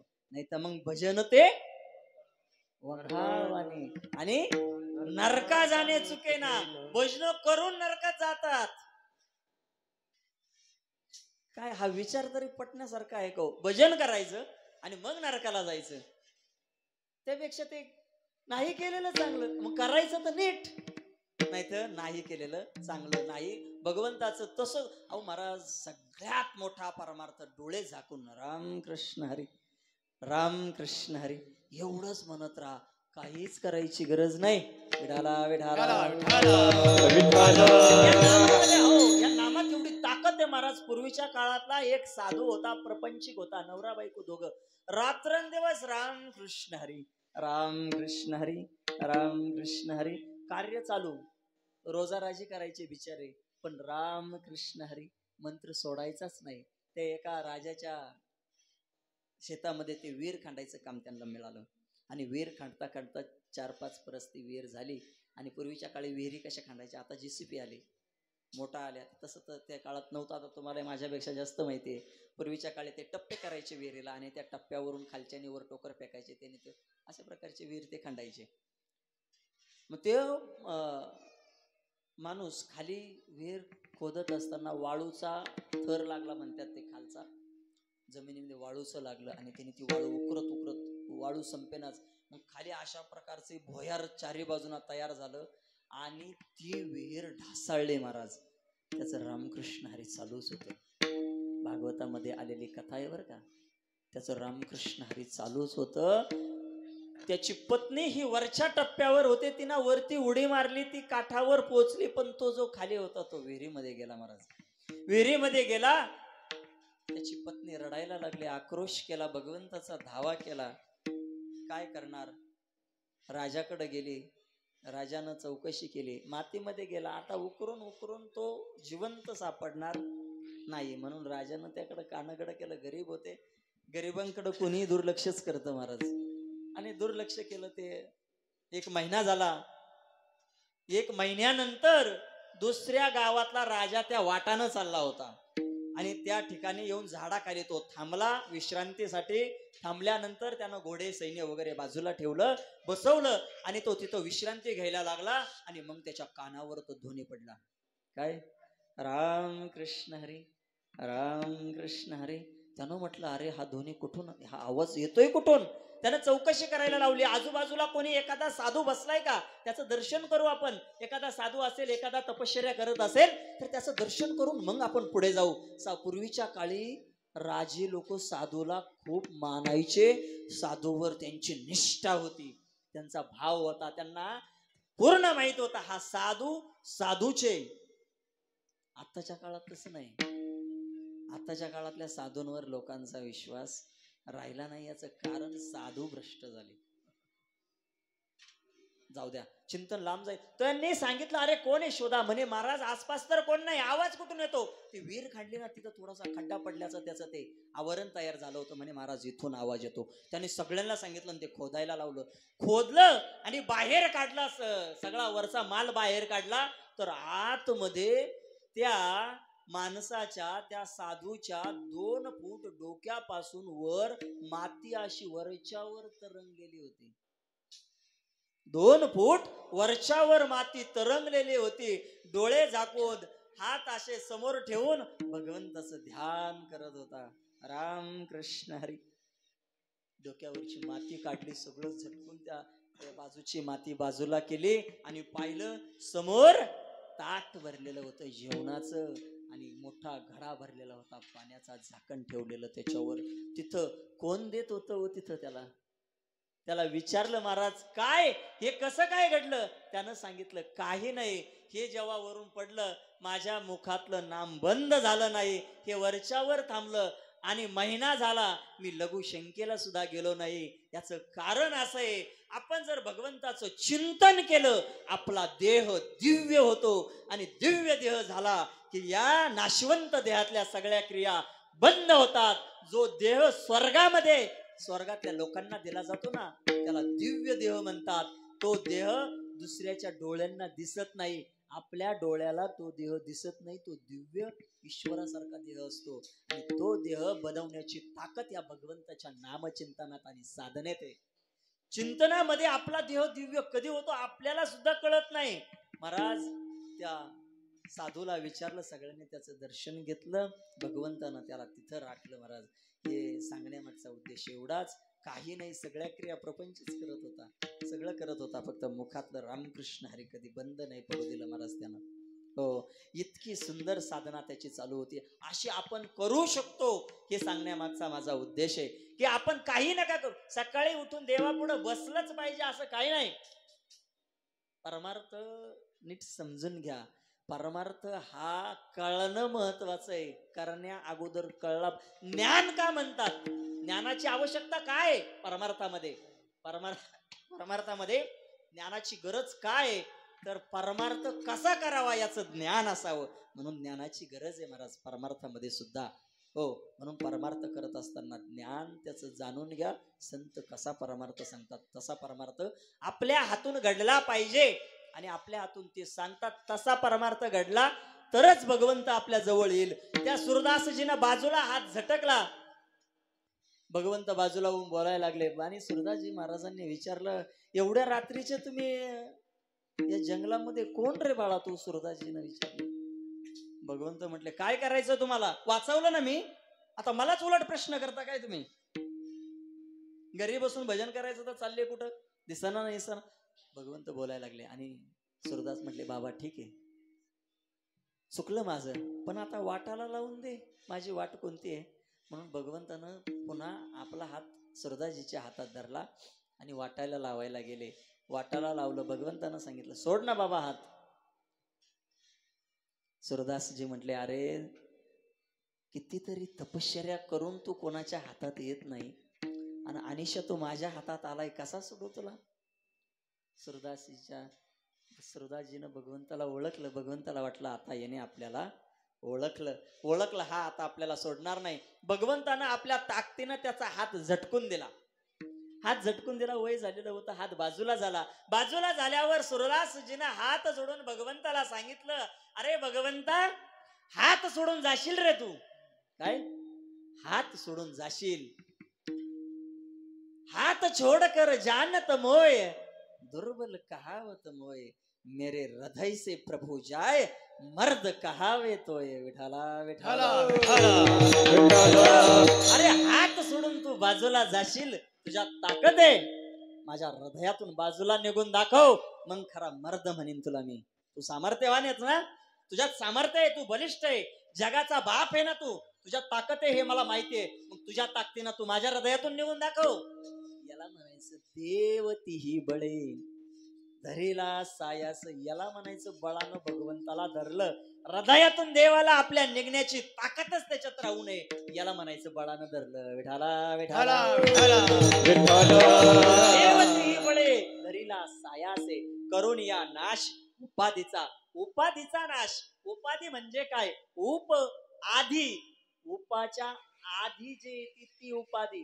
हरी भक्ती पारायण ही उपाधी आहे. अभप जे आपण म्हणतो ना, ही उपाधी आहे. ह्या उपाधीचा नाश केला पाहिजे. परमार्थामधलं ही सगळ्यात महत्वाचं आहे. मला कोणीतरी आवो कावो बोललं पाहिजे, महाराज म्हणलं पाहिजे, ही उपाधी आहे. आणि ही उपाधी बाधते परमार्थामध्ये. या उपाधीमध्ये आपण गुंतो, मी कोणीतरी वेगळा आहे असं समजून जर गावातून चाललात ना, की त्याच्यातच गुंता तुम्ही, आणि त्याच्यात गुंतल्यामुळं परमार्थाकडे लक्ष लागत नाही. म्हणून करून या नाश उपाधीचा. उपाधीचा नाश करायचा आणि मग परमार्थाला लागायचं, आणि मग मात्र आपली साधना आपल्या हातून घडते. पुढचं चरण, पूर्व पक्ष धातू धिक्कारिले जन, सोये जनार्दन तेची झाले. पूर्व पक्षाचा धिक्कार केला पाहिजे. पूर्व पक्ष म्हणजे काय? यांनी माळ घातली ना, शेजारच्याने म्हणायचं कशाला नादाला लागलास रे बाबा या परमार्थाच्या, आता वय काय तुझं, तू करतोस काय, कुठं चाललायस तू, हा पूर्व पक्ष आहे. लोक बुद्धीमध्ये विचार तुमच्या बदलवण्याचा जे प्रयत्न करतात त्यांना पूर्व पक्ष शास्त्रात म्हटलंय. आणि ती घाण आहे परमार्थासाठी, ती घाण आहे. जर परमार्थ करत असताना जर एखादा हसत असेल, नाव ठेवत असेल ना, तर ती परमार्थातली घाण आहे, त्याचा त्याग केला पाहिजे. परमार्थ करत असताना परमार्थाला साह्य होणाऱ्या माणसांच्या सोबतच आपण राहिलं पाहिजे, अन्यथा तो आपल्या परमार्थाला बाधक ठरतो. हो, पूर्व पक्ष धातू. धातू म्हणजे सोनं, पैसा, धन. हे धन आपल्याला परमार्थापासून बाजूला ठेवतं. म्हणून या धनाचा आणि पैशाचा त्याग करावा असं नाही, तर त्याला हृदयात बसू न देता त्याचा फक्त वापर करा. पैशाचा परपंचासाठी, जगण्यासाठी त्याचा वापर करा, त्याच्यात गुंतू नका, हा त्याचा भाव आहे. त्या भगवंताला आपल्याला पकडायचंय, त्याचं एकदा आपण भजन करू. विठोबा रखुमाई, हरे विठोबा रखुमाई, रखुमाई, विठोबा रखुमाई, विठोबा रखुमाई, विठोबा रखुमाई, विठोबा रखुमाई,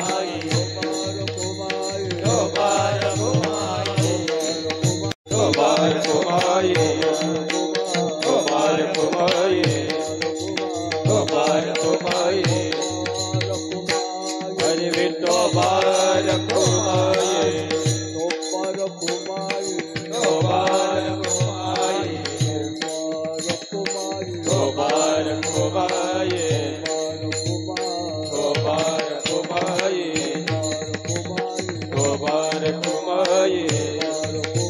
विठोबा रखुमाई, विठोबा रखुमाई, विठोबा रखुमाई, विठोबा रखुमाई, विठोबा रखुमाई, विठोबा रखुमाई, विठोबा रखुमाई, विठोबा रखुमाई.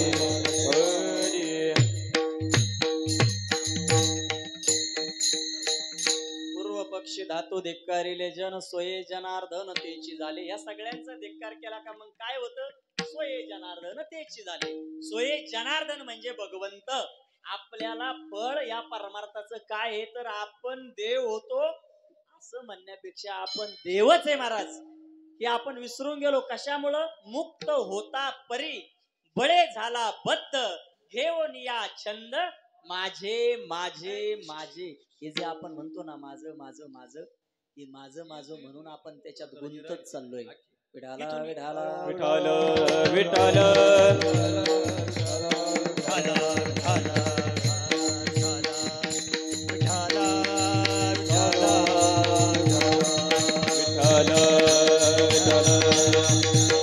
आणि हे करत असताना लक्षात घ्या, आता लक्षात आलंय आपल्याला काय काय त्याग करायचा बघा. पूर्व पक्षाचा त्याग करायचा लक्षात घ्या बरं का. आजच्या कीर्तनातून एवढं लक्षात घेऊन जा.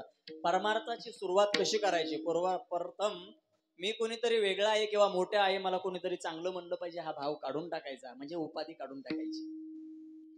याचा त्याग केल्यानंतर धातूचा त्याग करायचा, म्हणजे त्याच्या चित्तातून त्याचा भाव बाजूला काढायचा आणि परमार्थ चालू करायचा, जेणेकरून आपल्या परमार्थामध्ये कुठल्याही प्रकारचा अडथळा निर्माण होणार नाही, असं चालू करायचं. आणि मग परमार्थ करत राहायचं. बर, मग हे चालू केल्यानंतर मला कधी भेटेल हो देव, असा प्रश्न कोणाला. काहींचं कसं असतं, एक दोन वाऱ्या केल्या की बस त्यांना वाटतं तुकाराम महाराजानंतर आता मीच आहे. माळ घातली गळ्यामध्ये की असं वाटतं माझ्या एवढा आता भक्त कोणीच नाही. असं हे लगेच लगेच होत नाही बाबा. आपण ज्यावेळेस जन्माला येतो ना, जन्माला येत असताना पाप पुण्याचं गाठोडं घेऊन जन्माला आलेलो असतो. लक्षात घ्या, आपण पाप पुण्याचं गाठोडं घेऊन जन्माला येतो आणि हळूहळू पाप आणि पुण्य आपल्याला फळ देत असतं पूर्वजन्मीचं. नीट ऐका, एखादा भक्ती करायला लागला आणि त्याला जर एखादं दुःख जीवनात घडलं तर तो भक्ती सोडून देतो, हा मूर्खपणा करायचा नसतो. परमार्थ करणाऱ्या माणसाच्या जीवनात जरी दुःख आले, कमी जास्त प्रपंचामध्ये झालं, तर ते त्याच्या प्रारब्धानं होतं, पूर्वीच्या आजच्या चालू परमार्थामुळे होत नाही. लक्षात ठेवा, आपल्या जीवनातलं जे काही आपल्याला उद्या फळ मिळणारे हे आधीच ठरलेलं आहे. हे आजच्या तुमच्या कर्मानुसार नाहीये, याचं फळ नंतर आहे. हे पूर्वी झालेलं सगळं भोगून त्यागायचंय, सगळ्यांचं भोग भोगून आपल्याला हे संपवायचंय, पुन्हा जन्माला यायचं नाही. म्हणून हळूहळू परमार्थाला आल्यानंतर घाई नाही करायची, लगेच माझा मी संत झालो पाहिजे किंवा साधू झालो पाहिजे किंवा मी मोठा झालो नाही. तुका म्हणे यासी नचले तातडी, अनुभवे गोडी येईल कळो. म्हणून इथं तातडी करायची नाही, गडबड नाही करायची. हळूहळू परमार्थ करत राहा, हळूहळू तुम्हाला त्याचा अनुभव येत राहील आणि अनुभव आले की हळूहळू तुम्ही संत होणार. एक छोटा दृष्टांत सांगतो आणि सेवेला पूर्ण विराम देतो. छोटं 2च मिनिटात सांगतो, गडबड करू नका. संतांमध्ये सामर्थ्य किती असतं ते मला सांगायचंय. संत भगवंत संतांना किती, भगवंत त्या संताच्या किती अधीन असतो, संतांचं वर्णन आहे. म्हणून संतांवर एक छोटा दृष्टांत सांगतो की भगवंत संतांच्या किती अधीन असतो. सुदाम देवाचं उदाहरण सगळ्यांना माहिती आहे, परंतु त्याचा थोडासा पूर्वभाग सांगायची इच्छा आहे म्हणून सांगतो. तेवढं सांगितल्याशिवाय समाधान लागणार नाही, म्हणून त्याचं चिंतन केलंय खूप वेळा, म्हणून सांगतो. सुदामदेव दारिद्र्यानं पिडलेले, त्यांची पत्नी, त्यांना 2 मुलं, घरामध्ये अतिशय दारिद्र्य. सकाळी जेवण केलं तर संध्याकाळी मिळेलच याची शाश्वती नाही. कितीतरी दिवस उपाशी पोटी राहावं लागायचं. भगवंताचं भजन रात्रंदिवस चालू महाराज सुदामदेवाचं. इतके दारिद्र्यामध्ये सुदामदेव, आणि तत्कालीन तशा त्यांच्या त्याच काळामध्ये भगवान परमात्मा द्वारकेचे राजा, ज्या भगवंताची भक्ती करतात तो भगवंत कोण आहे, राजा आहे. बर, नुसते सुदामदेव भक्त होते असं नाही, भगवंताचे मित्र होते, भगवंताचे मित्र होते महाराज. आणि मित्र राजा असेल तर त्याचा राजाचा मित्र गरीब राहील का हो? राजाचा मित्र गरीब राहील का? राहणारच नाही ना. राजाचा मित्र असेल, अहो साध्या सरपंचाचा मित्र असला तर श्रीमंत होतो. साध्या मंत्र्याचा, पंतप्रधान त्यांच्या गोष्टी तर सोडूनच द्या, ते तर करोडपती असतात, तो भाग वेगळा. ते मित्र कसे होतात ते त्यांचं त्यांना माहिती, आपल्याला त्याचा अभ्यास पण करायचा नाही, असू द्या. राजाचा मित्र सुदामदेव अतिशय गरीब. रुक्मिणी माता भगवंताच्या शेजारी बसून भगवंताला म्हणते, देवा, अरे सुदामदेव तुमचा लाडका मित्र ना, लाडका भक्त, एवढं सगळं असताना तो दारिद्र्यामध्ये, त्याचे पोरं उपाशी येत रे, तुला दया नाही येत का त्याची? रुक्मिणी माता म्हणते देवाला शेजारी बसल्या बसल्या, असं जेव्हा ती म्हणते भगवंताच्या डोळ्यातून अश्रूच्या धारा वाहतात. अरे रुक्मिणी काय सांगू तुला, माझा भक्त जर दुःखात असेल तर मला जेवण गोड लागत नाही. माझा भक्त दुःखात असेल तर मला जेवण गोड लागत नाही ग. तो जेव्हा उपाशी मी तेव्हाही उपाशीच असतो. तो जर नाही जेवला तर मी पण जेवत नाही ग रुक्मिणी, असं काही समजू नको. मग देवा एवढं सगळं जर होत असेल तर मग तुम्ही त्याला श्रीमंत का करत नाही? तुम्हाला काय अडचण आहे का? एवढे सत्ताधारी तुम्ही, श्रीमंत करून टाका. धन दौलत द्या ना त्याला, खाऊ द्या, राहू द्या सुखानं. त्याला संपत्ती दिली म्हणजे तो बदलल का? तुमचं भजन सोडल का? नाही सोडणार. भक्त श्रीमंत झाला तरी भगवंताचं भजन सोडत नाही. नाही सोडणार का रुक्मिणी भजन माझं? मग का श्रीमंत करत नाही तुम्ही त्याला? एखाद्या गावचा सरपंच करून टाका ना. गाव द्या एखादा त्याच्या ताब्यामध्ये, होऊ द्या त्याला आनंदानं, राहू द्या, त्याचा प्रपंच फुलू द्या. गुन्ह्या गोविंदानं त्याच्या घरातील मुलांना नाचू द्या ना. अहो पाप करणाऱ्यांच्या घरामध्ये आनंदी आनंद चाललाय आणि भक्ताच्या घरामध्ये दुःख. देवा कसं शोभतंय तुम्हाला? रुक्मिणी माता बोलली भगवंताला. भगवंतानं तिच्या सगळं ऐकून घेतलं आणि भगवंतानं सांगितलं, अगं त्याला द्यायला मी तयार आहे. त्याला एखादं गाव काय, मी माझी द्वारका द्यायला तयार आहे. त्याला काय, मी माझं सर्वस्व द्यायला माझ्या भक्ताला मी तयार आहे. आणि मी वाट पाहत असतो माझ्या भक्ताची. हा कधी माझ्याकडे मागत, पण तो कधी माझ्याकडे मागतच नाही ग. सुदाम माझ्याकडे कधी मागतच नाही ग. आणि त्याने न मागता मी त्याला देणं हे मला शोभत नाही. असं कसं देवा? त्यानं नाही मागितलं ठीक आहे, पण तुम्ही या विश्वाची निर्मिती केलेली आहे. सर्व विश्वामध्ये तुम्ही व्यापून आहात, त्याच्या हृदयामध्ये तुम्ही आहात. अहो हृदयात बदल घडवा. रुक्मिणी मातेची तळमळ काय? रुक्मिणी माता म्हणते, अहो तुम्ही त्याला देण्याची त्याच्या अंतकरणातली इच्छा निर्माण करा. त्यानं तुमच्याकडं मागावं अशी इच्छा तुम्ही निर्माण करा ना त्याच्या हृदयात. मग तो मागल आणि मग द्या. काय अडचण आहे? हे तर तुम्ही करू शकत नाही का? त्यावेळी भगवंतानं हात जोडून रुक्मिणी मातेला सांगितलं, अगं रुक्मिणी, या विश्वातल्या प्रत्येक जीवाच्या अंतकरणातली इच्छा मी बदलू शकतो, पण भक्ताच्या हृदयातली इच्छा, भक्ताचं अंतकरण बदलण्याची ताकद माझ्यात नाही ग. माझ्या भक्ताच्या हृदयात, माझ्या भक्ताच्या मनातली इच्छा बदलण्याची ताकद, ते सामर्थ्य माझ्यात नाहीये ग. त्याच्याच मनात यायला पाहिजे, तरच मी देतो. याला म्हणतात भक्त पराधीना. भगवान परमात्मा हा काय आहे? भक्ताच्या अधीन आहे महाराज. भक्त जोपर्यंत मागत नाही तोपर्यंत देण्याची ताकद भगवंत दाखवत नाही महाराज. इतकं सामर्थ्य भक्तामध्ये असतं, इतकी ताकद भगवंताच्या भक्तात आहे. मग रुक्मिणी मातेनं सांगितलं, अहो तुम्ही नाही त्याच्या मनात ताकद निर्माण करू शकत. तो भक्त आहे ठीक आहे, त्याच्या बायकोच्या मनात तर करू शकता ना. तिला तर तुम्ही ती जाणीव करून द्या आणि तिला मागायला सांगा. भगवान म्हटले, हा आता तू हुशार झाली. बरोबर, मी त्याच्या बायकोच्या मनात इच्छा निर्माण करू शकतो.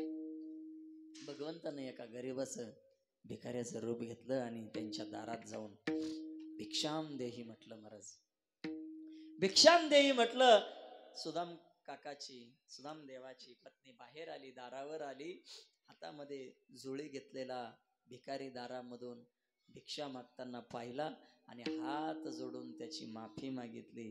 आणि भगवंत रूपी त्या भिकाऱ्याला सुदाम देवाची पत्नी म्हणते, देवा तुला द्यायला माझ्याकडं काही नाही असं नाही, पण माझ्या घरामध्ये सुतक आहे. माझ्या घरात सुतक आहे, माझ्या घरात विटाळ आहे. कशाचा ग? माझ्या घरात बाळक जन्माला आले आणि बाळ जन्माला आल्यामुळं मला 10 दिवस सुतक असल्यामुळं मी ते तुम्हाला नाही वाढू शकत. माणसाच्या जन्माचं आणि मरणाचं 10 दिवसाचं सुतक असतं बरं का. शास्त्रानं त्याची 10 दिवस सांगितले. आता जाऊ द्या, ते चिंतन महत्वाचं नाहीये, वेळ झालेला आहे आपला. तुमची सर्वांची माफी मागून बोलतोय. 10 दिवस म्हणे. भगवंतानं म्हटलं ठीक आहे ना, मी 10 दिवसानंतर येतो, काही अडचण नाही. तुम्ही 10 दिवसानंतर मला भिक्षा वाढवू शकता, काही अडचण नाही. त्यांनी सांगितलं, नाही रे देवा, 10 दिवसानंतर माझं सुतक पेटणारच नाही. म्हणे का? माझ्या घरात रोज बाळ जन्मत आणि त्या बाळाचं नाव आहे दारिद्र्य. माझ्या घरात दारिद्र्याचं बाळ जन्माला येतंय म्हणे. रोज दारिद्र्य आहे माझ्या घरात. मी नाही तुला वाढवू शकत. माझ्या मुलांनीच आज काही खाल्लेलं नाही, तुला काय वाढणार मी? भगवंताचा नाईलाज झाला महाराज. विश्वाचा बाप आणि त्याचा भक्त त्याच्या घरात खायला नाही, हे जेव्हा भगवंताच्या त्या सुदामदेवाच्या पत्नीनं सांगितलं, भगवंत डसा रडायला लागले महाराज. अश्रू आवरणा. म्हणे एक काम कर ना ग, सुदामदेव तुझेच पती का? म्हणे हो. सुदामदेव तुझे पती? म्हणे हो. अगं त्यांचा मित्र मी ऐकतोय द्वारकेचा राजा आहे. तोच बोलतोय बर का, स्वतः भगवंतच बोलतोय. अगं तुझा तुझे पती सुदामदेव, त्यांचा मित्र द्वारकेचा राजा आहे आणि तो राजा मित्र आहे, तो काही देऊ शकत नाही का तुम्हाला? म्हणे देईल हो, भरपूर देईल, पण हे त्यांच्याकडे कधी काही मागत नाही आणि ते मागत नाही म्हणून आम्हीही प्रयत्न करत नाही. महाराज कुटुंब मिळावं तर असं, नाही तर ते नाही केलेलं बरं. आपल्या नवऱ्याच्या प्रत्येक व्रतामध्ये पत्नीनं सहभागी असावं, त्याच्या एवढा भाग्यवान दुसरा नाही. हो, त्यांचं व्रत आहे म्हणे, ते मागत नाही, ते मागत नाही, आम्ही पण मागत नाही. भगवंतानं सांगितलं, अगं मग एक काम कर ना, तो मागत नसेल, नाही मागू दे, त्याला एकदा मित्राच्या भेटीला तर पाठव. भेटीला तर जाऊ शकतो ना, मागायला नको पाठवू, भेटीला जाईल ना. म्हणे हो देवा, म्हणे बरोबर, आता पटलं. म्हणे भेटीला जातील ना, मित्राची भेट घेऊन ये, कुणाला वाटतंय, जातील ना भेटीला. सुदामदेव घरी आले, भगवंत निघून गेले. सुदामदेवाच्या पुढे पत्नी बसले आणि सांगितलं, तुमचा भगवंत मित्र आहे, राजा आहे, तुम्हाला कधी त्याची भेट घ्यायची इच्छा नाही का? म्हणे आहे ना, भेट घ्यायची इच्छा आहे ना मला. मग जा ना उद्या त्याच्या भेटीला. जाऊ ना. आनंद झाला. भगवंताच्या भेटीची इच्छा पत्नीनं मांडली. अरे वा, देवाला भेटणं हा स्वभाव, माझा आनंद आहे त्याच्यामध्ये भेटणं, माझ्या खूप मला आवडतं महाराज भगवंताला भेटणं. मी जातो त्याच्या भेटीला. सुदामदेव पहाटच उठले, देवाच्या भेटीला जायचं, आणायचं म्हणून नाही, भेटीला जायचं म्हणून सकाळी लवकर उठले आणि आता भेटीला चालले. देवानं सांगितलं होतं भेटीला पाठव आणि काहीतरी खायला पाठव थोडंसं, म्हणून तिनं डबे उचकले. तर डब्यामध्ये पोह्याचे फुलपाट, बारीक बारीक तुकडे असे मुठभर पडलेले होते महाराज एका डब्याच्या कोपरात. ते खायचे राहिले, कारण तेल नव्हतं परतायला, म्हणून ते खाण्याचेच राहिले. ते मुठभर पोहे सुदामदेव घेऊन भगवंताकडे गेले आणि त्या मुठभर पोहे भगवंतांना घेतले आणि त्याचे फके मारले आणि सुदामदेवाला गाव सोन्याचा दिला. कशाच्या बदल्यात? त्या फोलकटाच्या बदल्यात. सांगायचा उद्देश महाराज माझा एवढाच आहे, एवढा मोठा भगवान परमात्मा आहे, पण भक्ताच्या अधीन राहतो. आपण आपल्या जीवनामध्ये एवढा परमार्थ करावा, साधू संतांच्या चरित्राचं चिंतन करावं, आपलं जीवन संतांच्या जीवनाला घासून चालावं. माझं जीवन संतांच्या जीवनाला घासत असताना कुठं कमी आहे हे बघावं आणि ती कमतरता भरण्यातच आपण आपला वेळ घालवावा, जेणेकरून हृदय माझं सात्विक होईल आणि सात्विक हृदयात भगवंत वस्ती करेल. म्हणून भगवंताने वस्ती करावी, म्हणून माझं हृदय सात्विक बनावं आणि सात्विक हृदय बनायचं असेल तर संतांची सेवा करावी. संतांचं आपण एकदा भजन करू आणि आपल्या सेवेला पूर्ण विराम. ज्ञानेश्वर माऊली ज्ञानराज माऊली, ज्ञानेश्वर माऊली ज्ञानराज माऊली, ज्ञानेश्वर ज्ञानेश्वर ज्ञानेश्वर माऊली, ज्ञानेश्वर ज्ञानेश्वर ज्ञानेश्वर माऊली ज्ञानराज माऊली. विठ्ठल जय जय विठ्ठल, जय जय बोले करा क्षमा परात्मा, नाही उचारिला अधिकार आपला, करा क्षमा परात्मा,